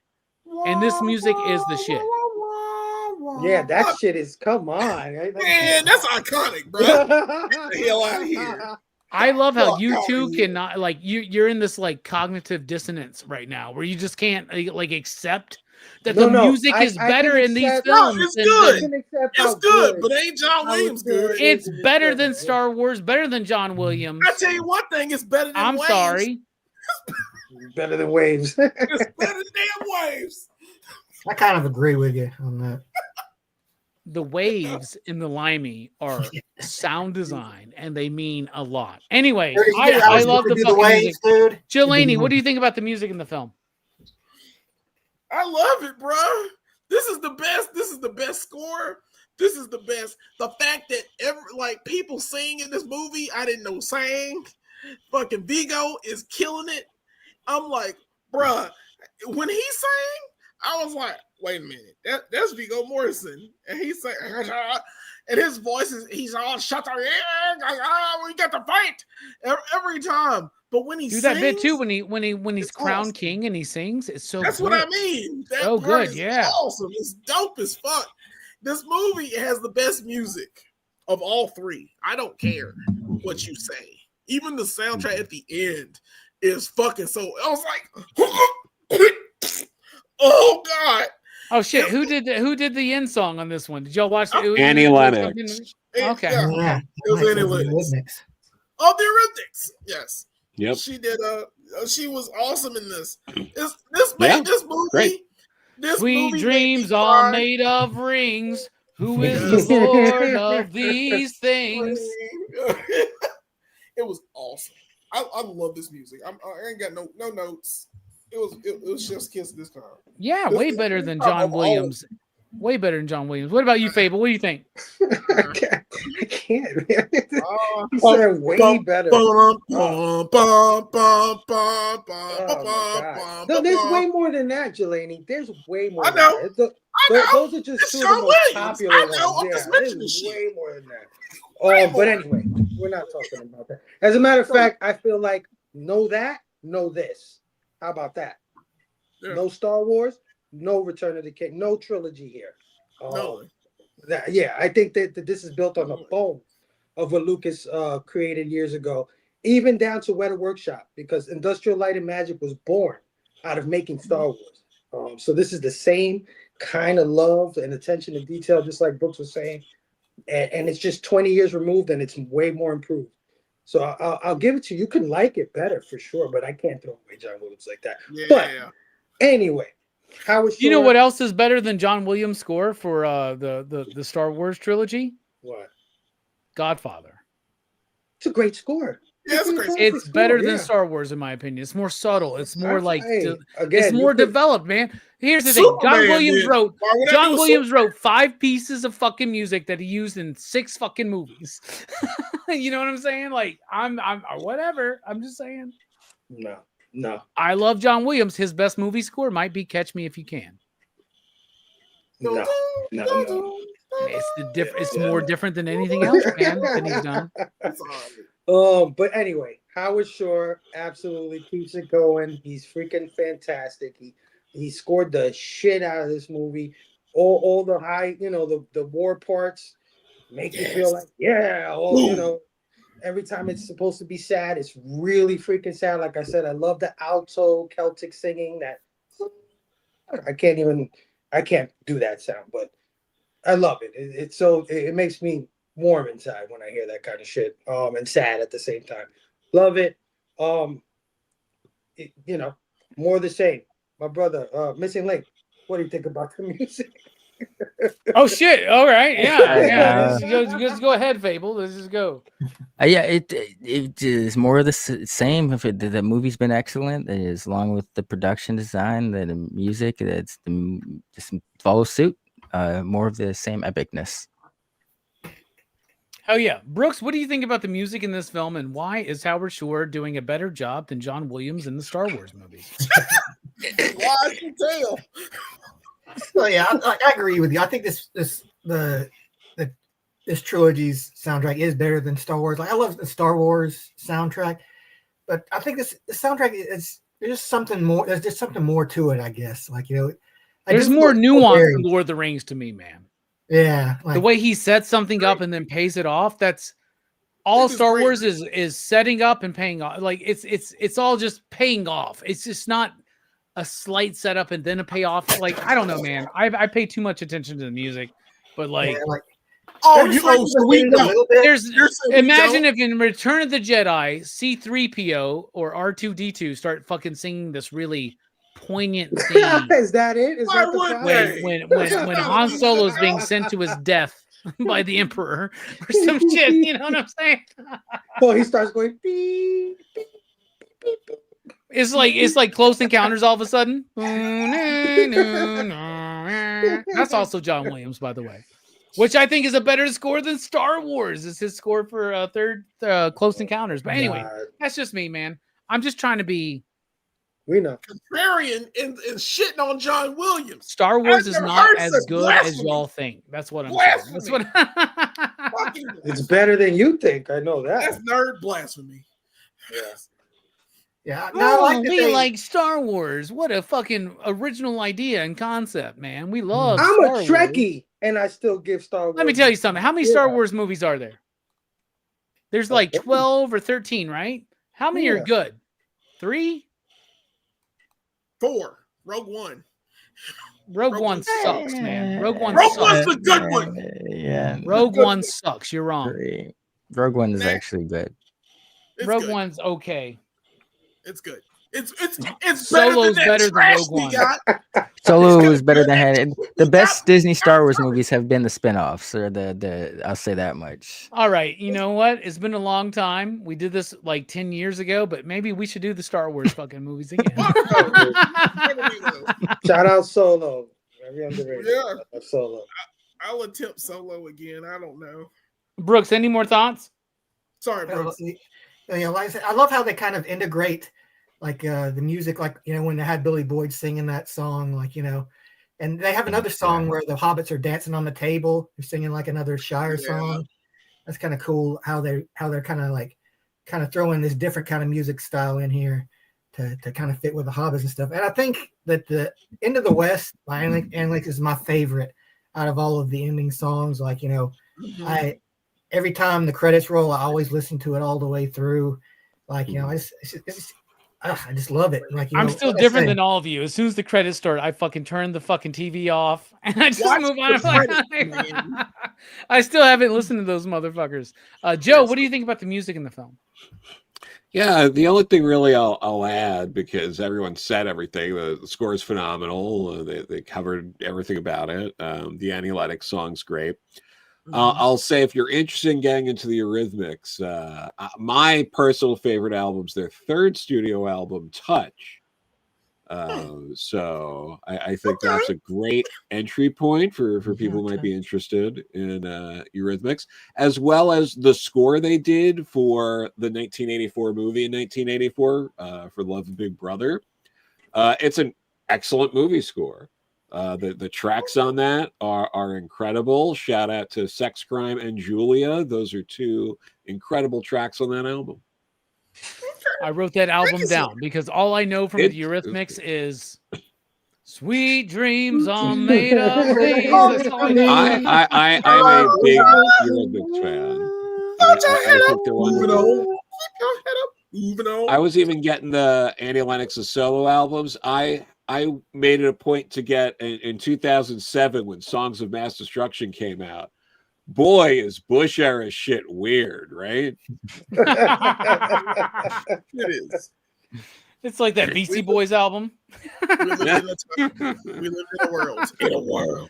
Brooklyn, Bronx, Queens, and Staten, from the Battery to the top of Manhattan, black, white, Asian, Middle Eastern, black, white, whatever. New York, you know we make it happen. I'm a New Yorker. So Sure. it's time to talk about what this movie means. Jelani, we've been talking about Lord of the Rings, what each film means and how it means what it means as a whole. What is this movie saying to you?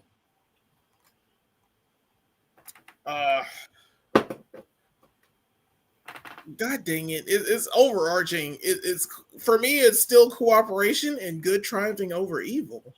It is the most basic story told so complexly to make, I don't know if I can say that. It's a complex story that of a simple thing. And it's good triumphing over evil, like stamping out something that needed to go. Like, for example, like Middle Earth, like it was here. Like in our modern times, we would have never experienced something as evil as Sauron and the orcs. Now we've got evil shit now. It's probably worse now. But, and that's just man. That's just man running things. But hey, if Sauron was here, we'd be fucked. You know, it's not really a good thing. You gotta have hope, Jelani. Hope. Yeah, and it's the hope of giving it and the cooperation of others. Like you said, with Erwin and Pippin, Mary. I keep getting them mixed up for some dumb reason. When they're tag teaming, their cooperation takes out a Witch King. You know, of course, with Sam and Frodo working together in tandem, like we were saying. If Sam wasn't there, Middle Earth is doomed, man. We're not doomed. here today to talk about this. We're right? done Yeah. because Frodo to me is the weakest character and the strongest character at the exact same time in this movie. He is strong because he is able to bear the ring without really letting it corrupt him until the very, very last second when he has to get rid of it. And he's like, no, I want to keep it. This is what I want. You know, and it took him. But at the same time, this entire time, he's just weary as fuck and dying, and it's draining his life force that he has this ring the closer and closer he gets to the fires of Mordor. And without Sam, yep, he's fucked. He has to do this. It has to be done.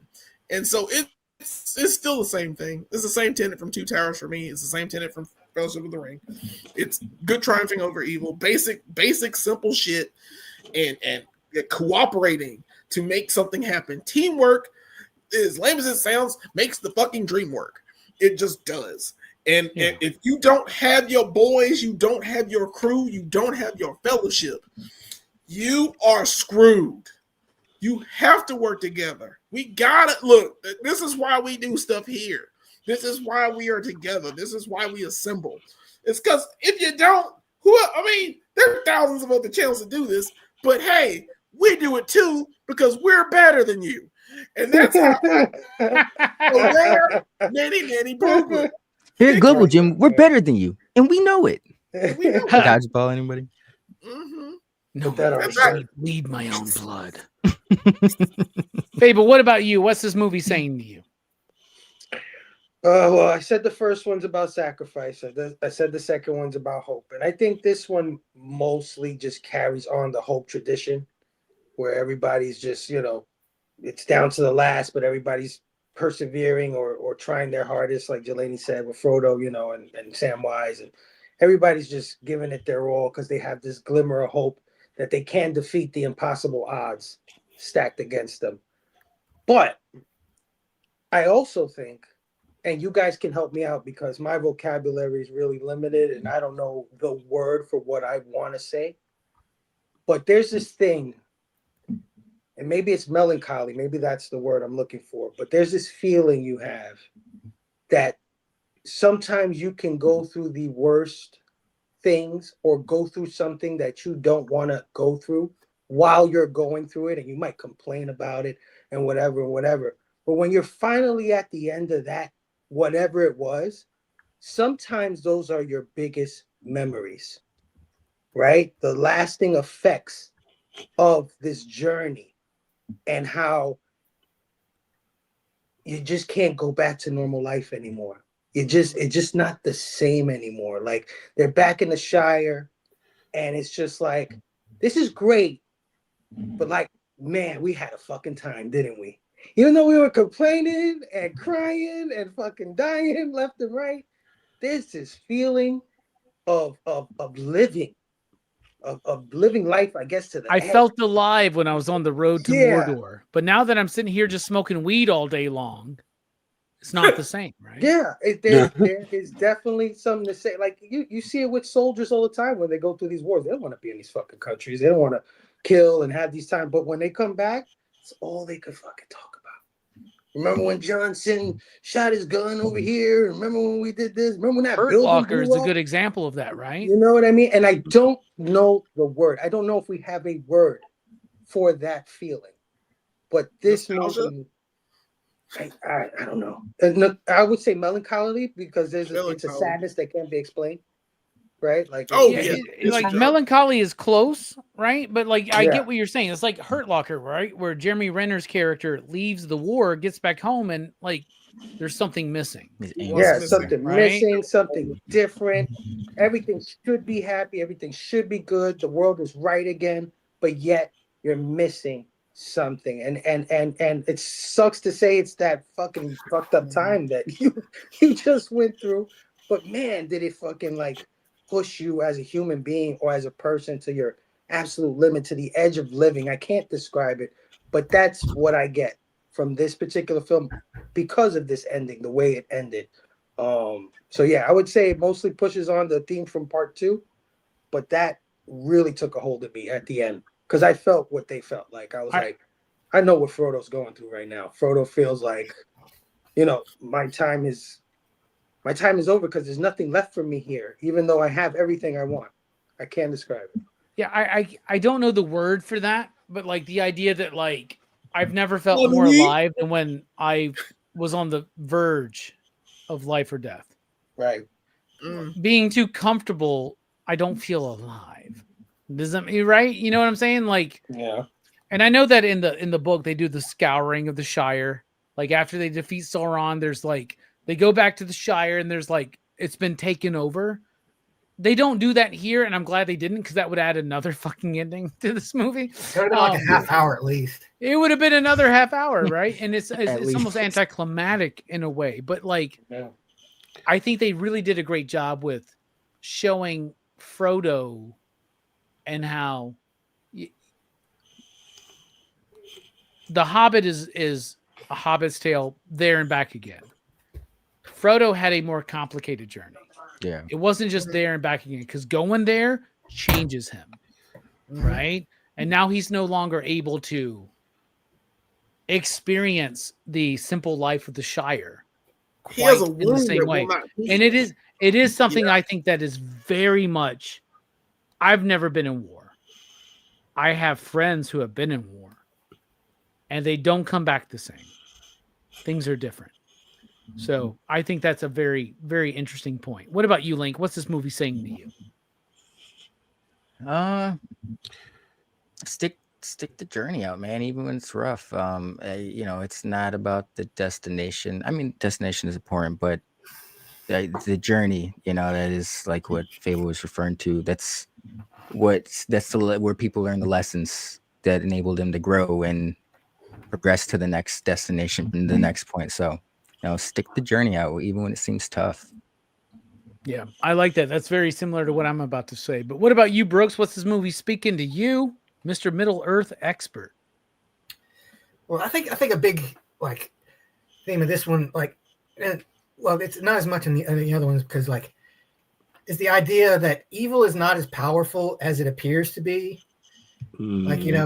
Sauron, for all of his schemes, for all of his power, for all of his armies, he's beaten by a couple of little guys. And it's in the orcs.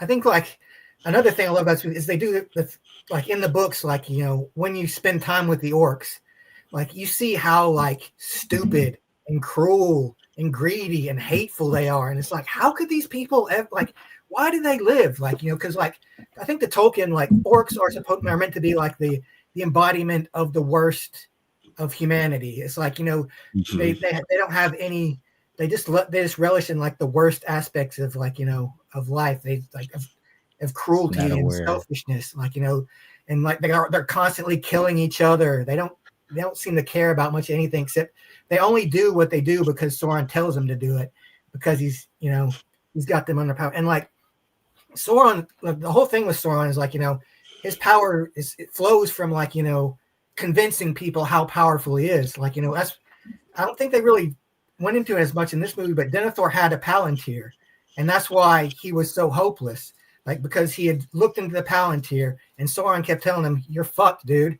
I'm gonna fucking kill you." So it's there's nothing you can do. I'm building this big ass army, and I'm gonna fuck you up. Another thing I really like about this movie, they don't get too much into it, but maybe they do more so in the books. But men from the east and from the south side with Sauron. And Sauron has he has some kind of hold over them as well. There's a line in the book that Faramir says where he looks at or Frodo or Sam mentions one of the Easterlings or the Haradrim who's dead, and he says you think his I wonder what lies led him to come this way. I wonder what lies or threats have caused him to come to fight this war so far away from home. His idea, the reason Sauron's army isn't as powerful is because, the Haradrim don't care. They don't work with the orcs for the most part. Right. They're all separate, and whereas the peoples of Middle Earth, it's all about, in order to succeed, they all have to come together. I think that's one of the things I love about the movie, and is the theme of we need each other, not just the people closest to us. The people of Rohan need the people of Gondor. The elves need the dwarves, and it's the thing about all these different races that Tolkien has created is they've throughout their history and the Silmarillion, there's all these fractionings of these people and so many misunderstandings and hatreds, and they all they're all so far apart. Like they interact with each other, but they don't like bond. And like the War of the Ring is what brings all of them together, all the races, all the peoples against, you know, a common And threat. the big figure in that is Aragorn, right? Yeah, and Because Aragorn is like, he's like, a man from the north who's raised, basically he has this idea, this life, the way he looks at life, this outlook is like influenced by the elves, right? Yeah. That's why everyone respects Aragorn so much, is because, like, you know, he's just like a really cool guy, and everybody's like, man, I could follow that guy. Elrond's like, you know what? I guess it's okay if you're fucking my daughter. Yeah. If you become king and win. Otherwise, fuck you. He's Elvish. He's really. But no, I think Aragorn is like a really good representation of that. Like, he represents the coming together of Middle Earth against the force of Sauron and the other people that are there, like the Easterlings and the what are they called in Harad down in the south? Yeah, like what are they after? Like what are they what's their purpose? Like they don't come together. Like that's a great way to, the orcs and them don't work together. Yeah, it's a separate kind of thing in a way, right? So I think that's really, really fun. Orcs can't work with anybody else because like they can't work with each other. Like much less like, you know, cooperate with like these guys. Like by the way, if they did work together, Frodo's fucking dead, dude. It's over. It's over. It's over. It's over. What about you, Joe? What's this movie saying to you, man? Yeah, well, kind of there's a couple of things. I'll build a little bit on one of the points that Brooks was mentioning about, you know, evil not being as undefeatable as it seems. Like the ring hurt everyone. Like no one who got the ring had any real power. It's like, oh, Sauron, yeah, Sauron who died. Like, I mean, he got fucked up. Like Gollum got fucked. Like everyone got fucked up, and it was like, what's Frodo the man's name? Isildur, or what's his name? Isildur. Isildur, yeah. But like, yeah, and he gets fucking killed unceremoniously. Frodo has the ring on for like 20 seconds, and Gollum bites his fucking finger off. Like, it's never invisible, but not invincible. Yeah, it's like, and you see Frodo's footprints. It's just done in this way where it's like, it's all about the allure of it. It has this ability, this attraction to people, but you're not really getting anything that's anywhere close to worth it. But you know, it's easy to see on the outside. Like Sam could see that on the outside, some of these other people. But like when you're in it, when you let it sort of consume you like that, you end up, you know, being taken for things. I mean, how many people in this panel or this chat, I mean, have had those sort of situations where it was just like, oh man, I got to deal with this thing, but like, it's going to be such a pain in the ass, or I'm not going to know what to do with this person. What if this happens, that happens? And then you do it, and it's like, the fuck was I worried about? Yeah. Like, this was easy. You know, so there's all that, but also it's about how you can never go home because no one really goes home. And even if they are home, they're so different that, you know, it doesn't matter. Like Aragorn becoming king, he's not going home. He's going somewhere new. It's not like he'd grow up being king and all that. You know, obviously Frodo, obviously the elves, like all these different characters where it's like, oh, you can never go home if you experience certain things. You know, you can't walk through the same river twice, all that kind of stuff. That's very prevalent in this movie. Yeah, especially with the elves, right? Because like, yeah, if I wrote this fucking story, Sauron's defeated, the elves are like, well, fuck, we're happy, we're cool, we don't have to go to the west, right? We're like, we've defeated the evil, everything is happy, but there's an aftermath, there's an after effect, right? So what this movie is saying to me is finish the journey. And when you go on a journey, to kind of go on what Joe was just saying, when you go on a journey, you're never going to wind up back where you started. And even if you physically wind up back where you started, you're not the same person. You're a different person. It's about commitment to finishing the journey. But the big thing to me about this movie is not just finishing the journey and committing to that, but committing to the idea of what I said in the very first movie, our responsibility to fellowship. We cannot finish these journeys on our own. We need other people. And we need to be aware of how the journey affects and changes us, and also how the journey affects those around us who help us through that journey. Right? Yeah. Sam becomes a more confident person. If you had to have like the typical hero's journey, Sam might have that, right? Yeah. He starts small, goes on this journey, finds himself, comes back bigger and better than ever. And if you look at what happens in the books or in the lore afterwards, Pippin, Merry, and Sam become bigwigs in the Shire, right? They really do. Like Pippin winds up becoming the magistrate of the Tooks or whatever, right? Merry has his own fucking responsibility. Sam becomes the mayor, right? Like he like Shire. big fucking deals, but like Frodo doesn't come back like Bilbo did. And I love this is Frodo's story. And it starts from Bilbo's journey. Bilbo, one of the things I love about Lord of the Rings is in the very beginning, they're showing us that Bilbo, the triumphant hero from The Hobbit, he's different. He doesn't feel the same. It's never been the same, yeah. Yeah, he's never been the same. Same thing happens to Frodo, man. Yeah. Right? Yeah. And they go to the Undying Lands. And I remember me and Brooks having this conversation like 20-something years ago. And I was like, Brooks said, like, what, do they die? Are they going to heaven? Like, what does this represent? Right? And I've looked into Valinor and like the Undying Lands and what all that represents and shit. It's basically supposed to be like what? Like a place where you can go to live out the end of your days. It's a heaven.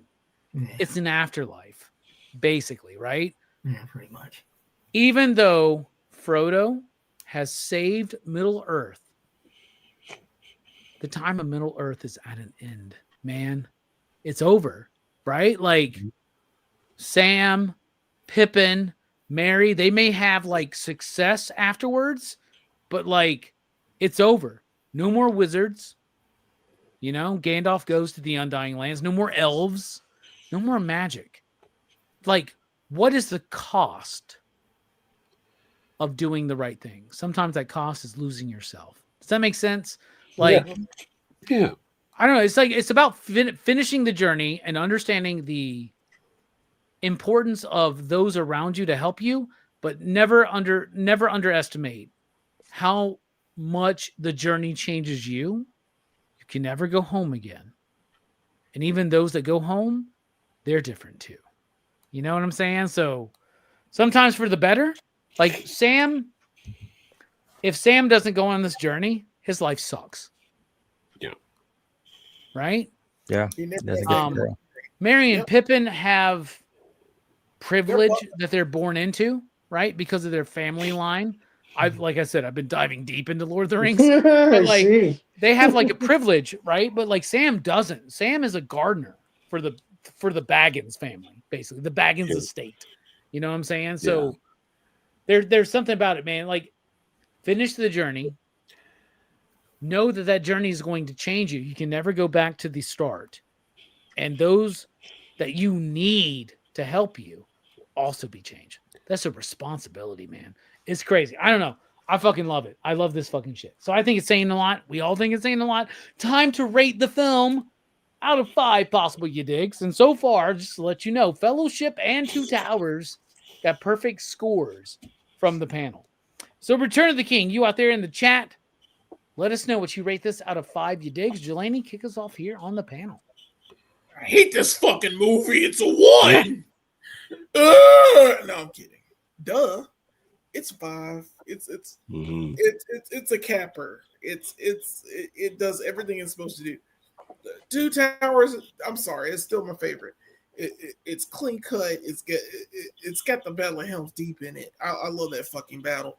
It's just something about that movie. Something about how that movie works, and they make Merry and Pippin like useful. Like at the beginning, it shows that they're not spoiled shits.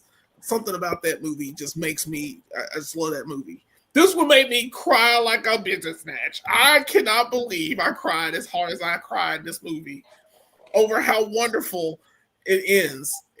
This trilogy is absolutely fantastic. This is how movies are supposed to be made. If you're making a movie in the fantasy genre or comic books or anything that we consume, this is how you're supposed to do it. Hollywood has yet to figure out that this is how you're supposed to do it, because they even fuck up The Hobbit with the same formula. You know what I'm saying? How do you have the same filmmakers, same everything? Yeah, same everything. You still fuck it up. It's so weird that you do that. So this was lightning in a bottle. You will probably never see something like this again. And we tried shit Endgame, damn near Infinity War. You're like, oh, but it never. It's not satisfying, because even though that was an end of one thing, they still kept going. This ends. This is a beginning, a middle, and end. It tells you what it's gonna do, and it does it. And it's a story. It's a tale that has been out here longer than I've been alive. So it's so well made. It's so well crafted. I cannot believe the love and the passion that was put into every frame of this film and all of these movies. Oh yeah. They are some of the wildest. This is the wildest thing I've ever seen. I wish people did this more often now for less money. And you make your money back, Hollywood. Hollywood, this is how you do it. You've seen it. How do you fuck it up now? You know what you got to do. The way they fuck it up is we talked about The Hobbit. We whatever. If they made these movies again, I could imagine Kevin Feige being like, let's do a Legolas movie. We're gonna do a Gimli movie. Yep. We're gonna do a Shire movie. We're gonna do an Aragorn movie. We're gonna build it all up into the fifth movie will be Fellowship. Avengers. The Fellowship. Fellowship of the Ring. Yeah, but like he's like, I don't know, man. Like, I know everybody loves the MCU. I know everybody loves Star Wars, but man, to me, this is the best trilogy out there. And you know that I'm a big fan of the Matrix fucking trilogy, the original Matrix trilogy. I do not acknowledge that they did a fourth film. They did. But I know a lot of people don't like Matrix 2 or 3. Everybody likes Matrix 2. It was 3 that made them not like, you know what? Yeah. Before we do Hobbit, we're doing the Matrix trilogy. I'm sorry. And Resurrections never happened, man. What movie? They made a fourth one? By the grounds that they made the fourth one, it technically doesn't even count too. The director, I forget which one, the Wachowski sisters said that they only did it so the studio wouldn't take it. Made under duress. Yeah. Yeah. And then they say they're doing a fucking another one. Get the fuck out of here, dude. Yeah. Get the fuck out of here. By the way, I love the fucking Matrix trilogy. That's another trilogy. I would give every movie a 5. Hell yeah. Straight up. And you know what? I know y'all wouldn't. So maybe we should do this next year. Instead of The Hobbit, maybe we should do the Matrix trilogy. I like the Matrix trilogy. Enter the Matrix. I think the first one probably everyone would give a 5, and then after that you're gonna get we're gonna get into arguments when we talk about Matrix Revolutions. I'm just gonna tell you that, man. I will straight up tell Jelani that he's wrong and he's stupid. I might kick him off the fucking show, man. Just so you know. The Animatrix to me There's is a better rainbow. than I love it. Animatrix is great. The Animatrix was good. So Animatrix a 5 is from better. Jelani, right? A 5 from you, Jelani? Fable, what do you think? Yeah, I mean, how can you not give this a 5? This is the cap to a fantastic journey.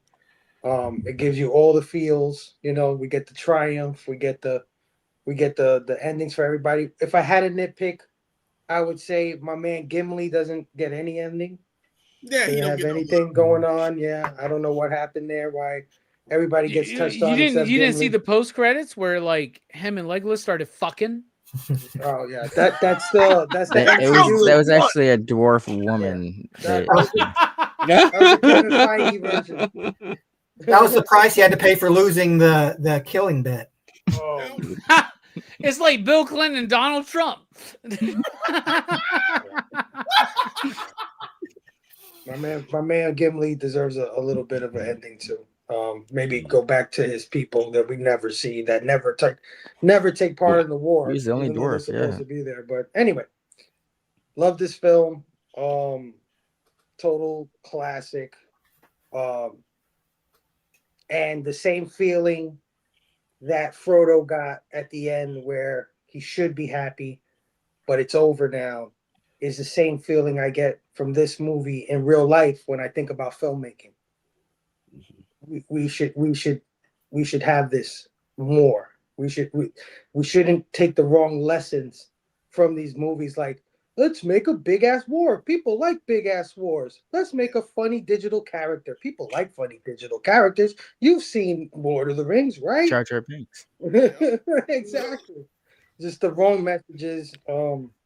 And you know, like I said, man, the hero's journey has always been my thing since I was a little kid, and this is just one of the best versions of that genre, tale, whatever you want to call it. Absolute 5. Hell yeah, man. Link, what about you? We got perfect scores from Jelani and Fable. Where are you sitting? Yeah, I'm not going against grain. It's a 5. This visual achievement, and mind you, I just can't reiterate enough that I want people, when I say the 99 and the 2000s, I want people to go back on YouTube and look at what time was like. If you weren't there, you can't really remember what it was really like around that time. And the fact that these movies were made in that era and we're still talking about them. Yeah, that's the 25 era plus we years thought later. our computers were going to kill us. Yeah, Yep. it was wild times. At New Year's Eve on 2000. So the fact that something like this was able to come out of that era is just it hit a feat in so many ways. It's 5. I love that from you because you're a big fan of 2000s era cinema. Yeah, I and am. you are very forgiving of horror from that era in particular. There's not much to go. I mean, it's more than the 90s, but yes, I am. Yeah, so I mean, so a 5 from half of the panel so far. Brooks, what do you think? Well, since I already used my fake out, I'll just go ahead and say it's a 5 as well. I basically already scored it as a 5. Like, you know, I'm not gonna fool anybody this time. There's no point. Damn it, Brooks. And the thing I love about this movie and all of these movies is that I've been a Lord of the Rings fan like since I was like, you know, in middle school.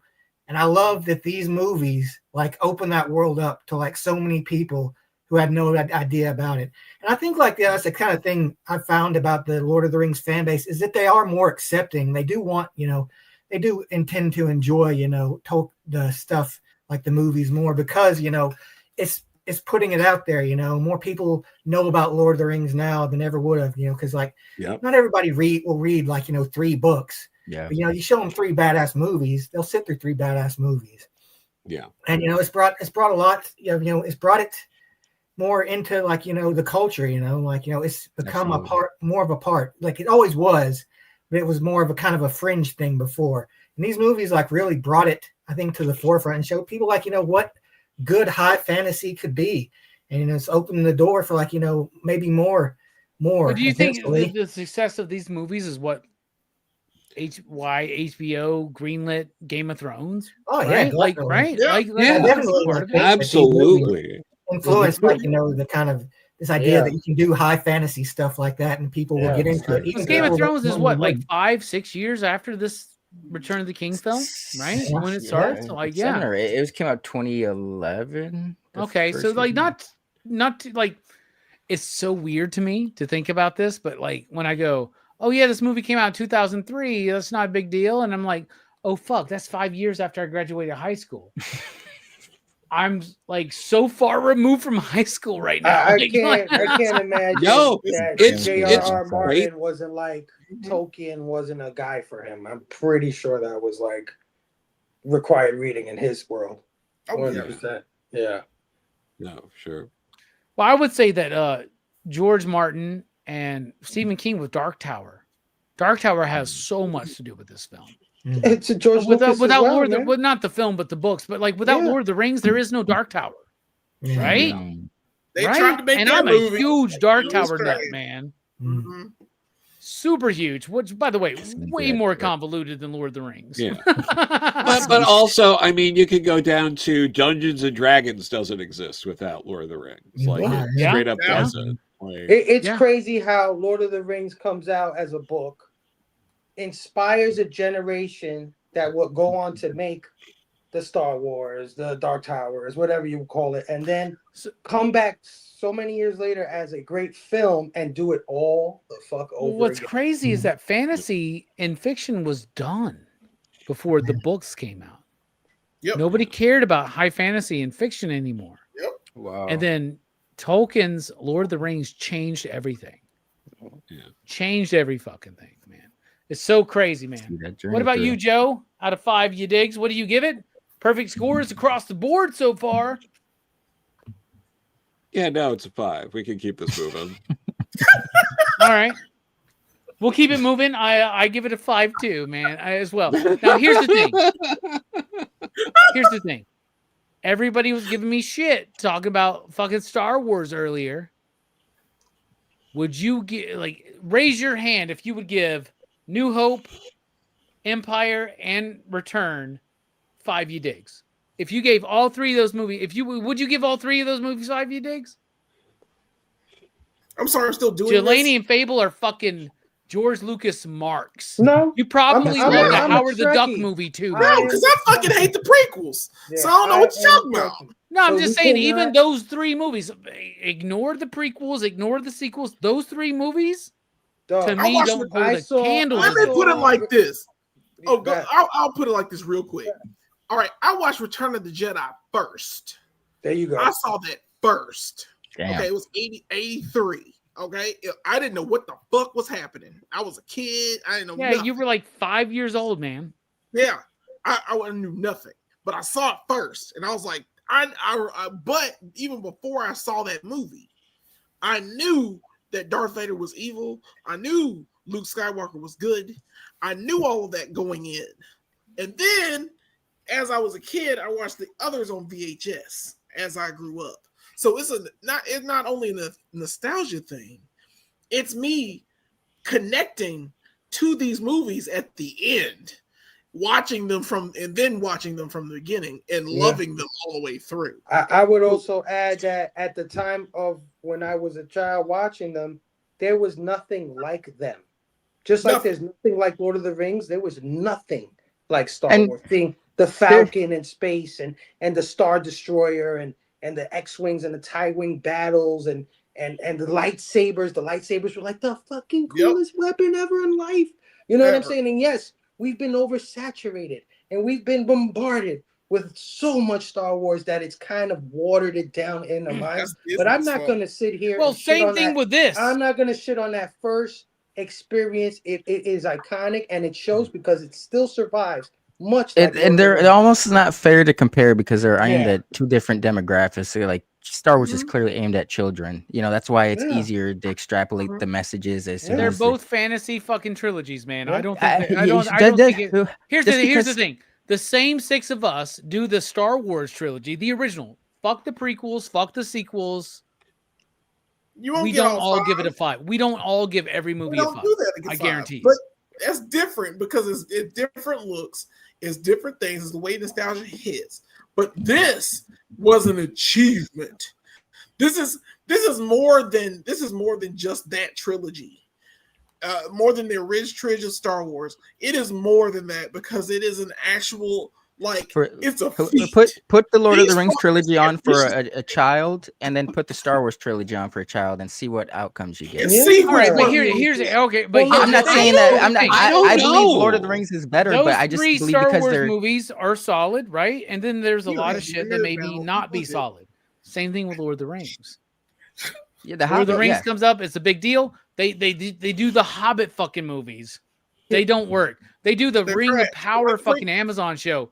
Doesn't work. They do the Doesn't War of the Rohirrim or whatever the fuck it is. Doesn't work. They're about to be doing the Hunt for Gollum. Right? That's the next movie they Well, you're want to just do. describing Star Wars again. That's exactly Yep. what happened to Star Wars. And But once they get here's the original thing. 3 out, If the 6 of us talked about all 3 of those original Star Wars movies, it's not getting a 5 From you. from everybody. from From you, you. because Everybody. you're gonna be like, Yeah. man, It's going to go I give it 4.5, a 2. 5, and 3.5. I'll tell you this see? much, Robbie, and Link just touched on it. The demographic, the kid stuff. What Like, their age is. listen, the hobbits are little tiny creatures that are cute or whatever, and they help defeat one of the most baddest ass villains in the entire Mordor, Middle Earth, whatever you call it. It's the same reason that a little kid like me sees the Ewoks conquer over the Empire and a ragtag band of people, and it's the same kind of, it's the same theme. It might not be the same characters, but it's the same kind of thing. It's like, yeah, it's these little things that the love that they have or whatever conquers the greatest evil. And that theme will always resonate with me. And it has resonated with me. It's why I love Lord of the Rings. It's because it's in the vein of a Star Wars. It's in the vein of a lot of things that follow this kind of structure or storytelling. I'm not just going to write it off because Lord of the Rings comes out 30 years later, learns all the mistakes that Lucas made, Yes.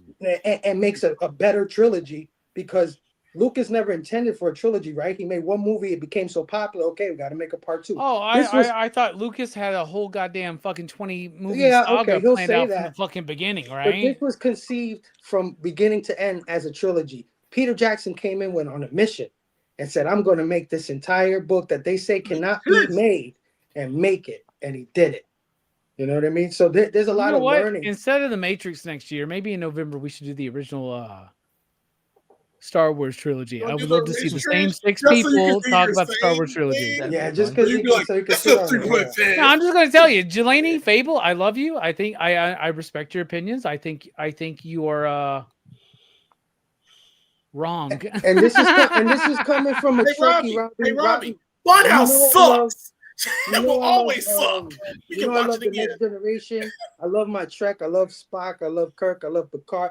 Though that's my space jam. Like, that's what I love. Metal love that Elf, way I more love than you. Star Wars. I think you're super cool. Yeah. Star Wars is not a space opera. It's a fantasy. Yes, it is. Star sure Trek is. is space opera, but like But I'll tell you this. I can't Lord of the deny Rings is better than the first 3 fucking Star Trek movies. I'll tell you that. But I think motion picture is the best Star Trek movie. So you know what? Here's the thing: we're not here to talk about Star Trek. We're not here to talk about Star Wars or the Matrix. We're here to talk about Lord of the Rings. Perfect scores across the fucking board.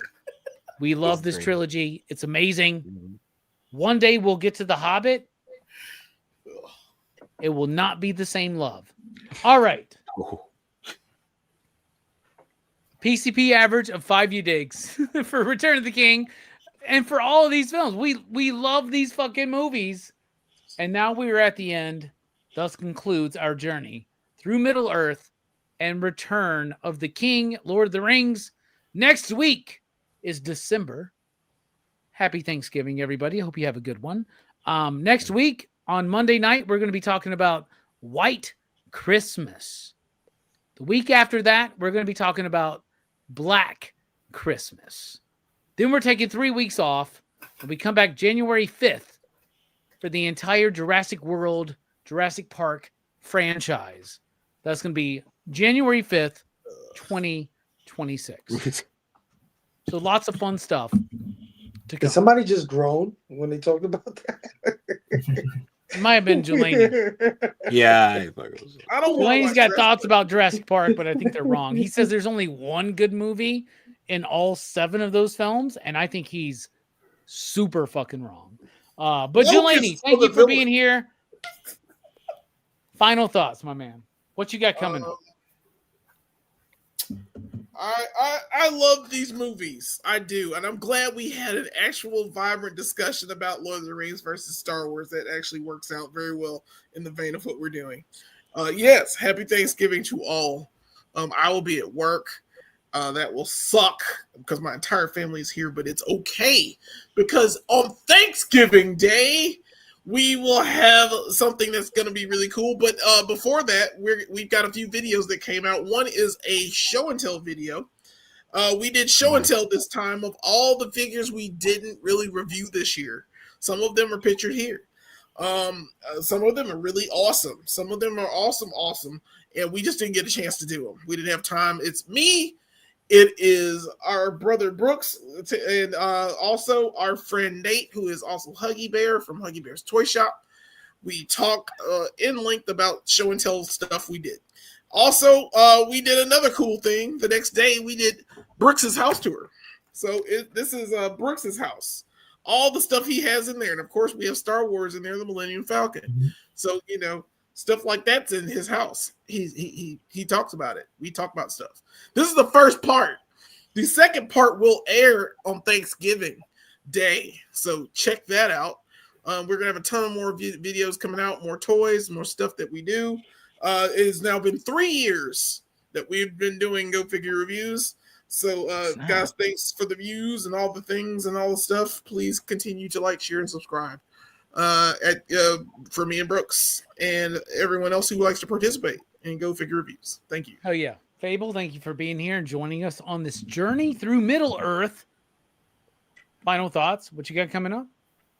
Oh, well, I'm really sad to see our fellowship now going on their own separate way after this trilogy of movies. The breaking of this fellowship was Star yeah. Wars. We had some good times. We had some arguments about Star Wars. Nobody tosses an R2D2. And you know what? It's all great memories. I will always remember these conversations that we had. So thank you, Robbie, once again for inviting me to be on this one with everybody. You guys rock.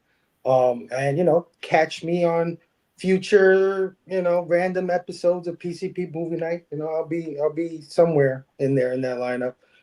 And join us next year on One Collection Down as we kick off the year with Sci-Fi Fest, a festival where we celebrate our favorite science fiction movies. I can't wait to get into that with Robbie. And it's going to be a lot of fun. And I know I'm not doing much on my channel right now. Got a lot of real life stuff going on, but I got a lot of plans for 2026. So stay tuned. Hell yeah. Link, thank you for being here. Final thoughts? Of course. What you got coming up? You're with Mark's now. You're with Mark now on Geeks Unleashed. She's making you watch every fucking bullshit, right? Yeah, man. I took a jab at him earlier today. We had to do a makeup stream, and he was talking about some movie, and I was like, oh, it's so pretty much something no one has ever heard of, But at the same time, Marcus put me on a film that it sounded like shit, but then when I watched, I was like, oh, that was good. I wouldn't have paid to go see it, but I'm glad to have watched it. Right. So I appreciate that. That's how you find some gems. But yes, this Friday we were covering Eyes of Wakanda over at Geeks Unleashed, helping Mark keep the lights on it as Jasmine takes a vacation, well deserved. And then Thursday usually is Blood Splatter Chatter night, but because of Thanksgiving, we are doing something Wednesday. We're gonna go tomorrow, but we're doing something Wednesday. But so you're still gonna get some Blood Splatter Chatter. I forget what I think we're doing a double feature, but we're always doing something great, some great movies over there. So come check it out. Hell yeah! Thank you so much for being here, Brooks. You are my Tolkien brother. You have tried to get me into this world throughout the entirety of our friendship. And I just want you to know it's finally fucking worked. I'm sucked in. I'm watching videos about the history of Numenor and the fucking what's in the West? What are the Undying Lands? What's Valinor? Yeah. I'm starting to think I need to start diving back into myself, man. Yeah, you do, dude. I was talking to Brooks. I was like, "Do you have these books?" He was like, what? No. I have like some of the older published stuff he did like way back when, like in the 90s and stuff. But It's there's, like, perfect though, all man. kinds of new Christmas stuff is to coming put up, and in. I'm like, I know what to get Brooks. Yeah. Anyway, final thoughts, Brooks, man. Oh yeah, I'm so glad to do these movies. I'm glad everybody loved them as much as I did. Like, it's been a great time. Like, you know, I've really loved it. But now that it's over, I gotta catch the ship to Valinor and go to the Undying Lands to be with my ancestors, in whose mighty presence I will no longer be ashamed. So, like, It was a great line. did you die at the end of these films? Did you die? Too many fucking endings, man. Like, I don't know. Too many endings. I didn't die technically. Joe, thank you so much for being here. You've had a great 2025. I'm sure you have more work coming out in 2026. Why don't you tell us your final thoughts and what's coming up? Yeah, no. For people, if you're not following me on like Instagram, I'm Corallo Joe, so CORALLOJOE. I'll post when I have new stuff going on there. The latest thing is you can see me, like me, in Boys Club episode 5 on their web series. It's on their YouTube channel. You can just look up Boys Club. You know, probably if you put Boys Club and maybe my name or Nico Carney or someone else on the show, it'll show up. But it was a lot of fun doing extra work. And I have a story in the Horror Not Hate anthology, which is a pre-launch page on Kickstarter. That was a really dark story. I got to go really disturbing with it. So I hope people check that one out. And I sent out the digital rewards for the Kickstarter over the weekend. I got the UPS tracking number today for the physical comics, which I should be getting this weekend. So December, I'll be able to ship everything out and not get dinged twice on taxes. So I like that, man. Very excited to get that physical award for Sink to the Top. You and Chase doing incredible work there. So I appreciate that. For my final White Christmas next week, dude. We're getting into Christmas season. We're doing Christmas movies, 2 of them, White Christmas and Black Christmas. And then we're taking a 3-week break and we're coming back for the Jurassic franchise. And I cannot wait to argue with Jelani over why Jurassic Park 3 is underappreciated. It's fucking trash, but okay. It is, but you know what? It is underappreciated. In hindsight, I wanted that entire family to die. All of them, even Taya Leone, who should have died and didn't die. Three closest to one we've Who's had. going to be there? Okay, it's me, Jelani Brooks. Joe is going to be there for the Jurassic Park franchise. Fable's going to be there, and our friend Uncanny Omar from Wait a minute, hold on. I'm there. God, that's crazy. Yeah, you signed up, Fable, for Jurassic Park, the franchise. I did? Yeah. Get ready to watch some of the trashiest movies except the first one. You know what I was saying in my head? I was saying, like, thank God I dodged that fucking bullet. Had it been the first 3 Jurassic Park, it'd be different. But what's crazy is I sent Omar the list, and he goes, I'll do Jurassic Park. I was like, this is all 7 movies. And he goes, all right. What the hell says that?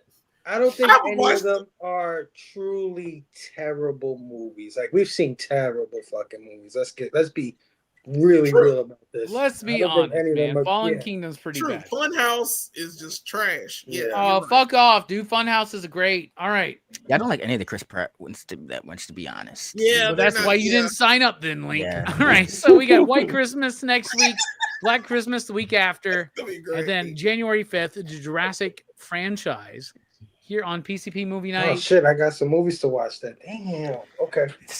I'm glad that I brought it up tonight, Fable, because you totally signed up for it. I'm watching them backwards. Yep, you're there. Just like Terminator. I gotta watch them. And honestly, you didn't sign up for too much in the first couple months, but you signed up for that one for sure. Well, we got Sci-Fi Fest in February, so I wanted to, get that one because I think I'm on a couple of yours for Sci-Fi Fest, right? Yeah, you're on 2001. Yeah. Let's go. We still got some room to fill on a couple, but man, we got a great lineup. Oh yeah. We got a great lineup for 2026, the first 2 months. So, and then March Madness, y'all just fucking wait. Yeah. Because March Madness, I'm totally formulating March Madness right now, and Fable and Steph will hate it. Because we've already done a couple of these movies, and these are the kind of movies that Fable and Steph hate. So I hope you guys join us to revisit. Are they like Exorcist 3? Time to revisit Exorcist 3. Yeah. No, we're talking about like things like Henry, Portrait of a Serial Killer. Oh yeah, no. Ooh. You're right about that. Yeah. Didn't we already cover that? Yeah, we did cover on that. DHS. You don't have to be, you two don't have to join if you don't want to, but I think you should because that movie's better than you thought. It's crazy. I was rewatching Walking Dead and Michael Rooker was in it, the first couple of shits, and I was You're just rewatching Walking Dead. What the fuck? because I didn't Did finish Mark the make you do this? No, I didn't finish the last couple of seasons. Walking Dead for our end of the year. Fucking shit. I didn't finish the last couple seasons, but I forgot where I left off, so I was like, oh, might as well just start from season 1 and work my way up. Just watch one. No, Stop. Just I couldn't do it, bro. Darabont did it the best. Stop. He did, but the Michael Rooker, it had me. I don't know why, but I was like, Henry did pop into my head. I was like, being a little more vetted. I experienced that film too early on. I feel like being a little bit more vetted. I would maybe appreciate it slightly more. Not much. I'll reach out to you, Metal Elf. We do have a few openings left, so that'd be badass. Oh yeah, Metal. Please. Yeah, we got some great panels and some great movies coming up in 2026. But White Christmas next week. I'm dreaming of a white Christmas. And we are having a first-time panelist next week for White Christmas. Nice. Really? And then 2 weeks for Black Christmas, we're having a first-time panelist. Nice. So I'm Here very, he very is. excited. In fact, for White Christmas, we're having Cliff from Cliff on Comics. Nice. And wow. for Black Christmas, we're having Hounds of Gore. Yeah. What's his name? Jake? Yeah, we're That's having my Jake guy, on for that one. Nice. So- Okay. Who I met like doing fucking bullshit with you, Fable. So like it was super fun, man. You just keep What was taking that, all my Chud? guys. Was man. that That's what you Chud where I do, met man. him and Matt? No, Jake is awesome. Can't wait for you guys to hang out with him. Me and him, when I said I had plans in 2026, they involve Jake. Let's just say that. Okay. Yeah. Hell yeah. All right. All right. We're dipping out for PCP movie night. We're concluding Lord of the Rings. However, next week, White Christmas. So you may not want to watch that until after Thursday because it's not Christmas time yet, but it will be Christmas time and season next week on Monday night. So join us. Yes. We're dipping out. For my final thoughts, I wish I had a clever quote from this movie. So I don't. So Brooks, I'll throw it to you. What's a quote to end Lord of the Rings? It's on you right now. Final thought. Death is not the end. Shoot, I can't remember the rest. Something about white shores. White shores. Great. It doesn't Yeah. sound so bad. It isn't. Yeah, that's great. That was the best. That's fucking awesome. White shores, motherfucker. White shores. White stories, yeah, I like that. White lines, white shores, cocaine. Let's go.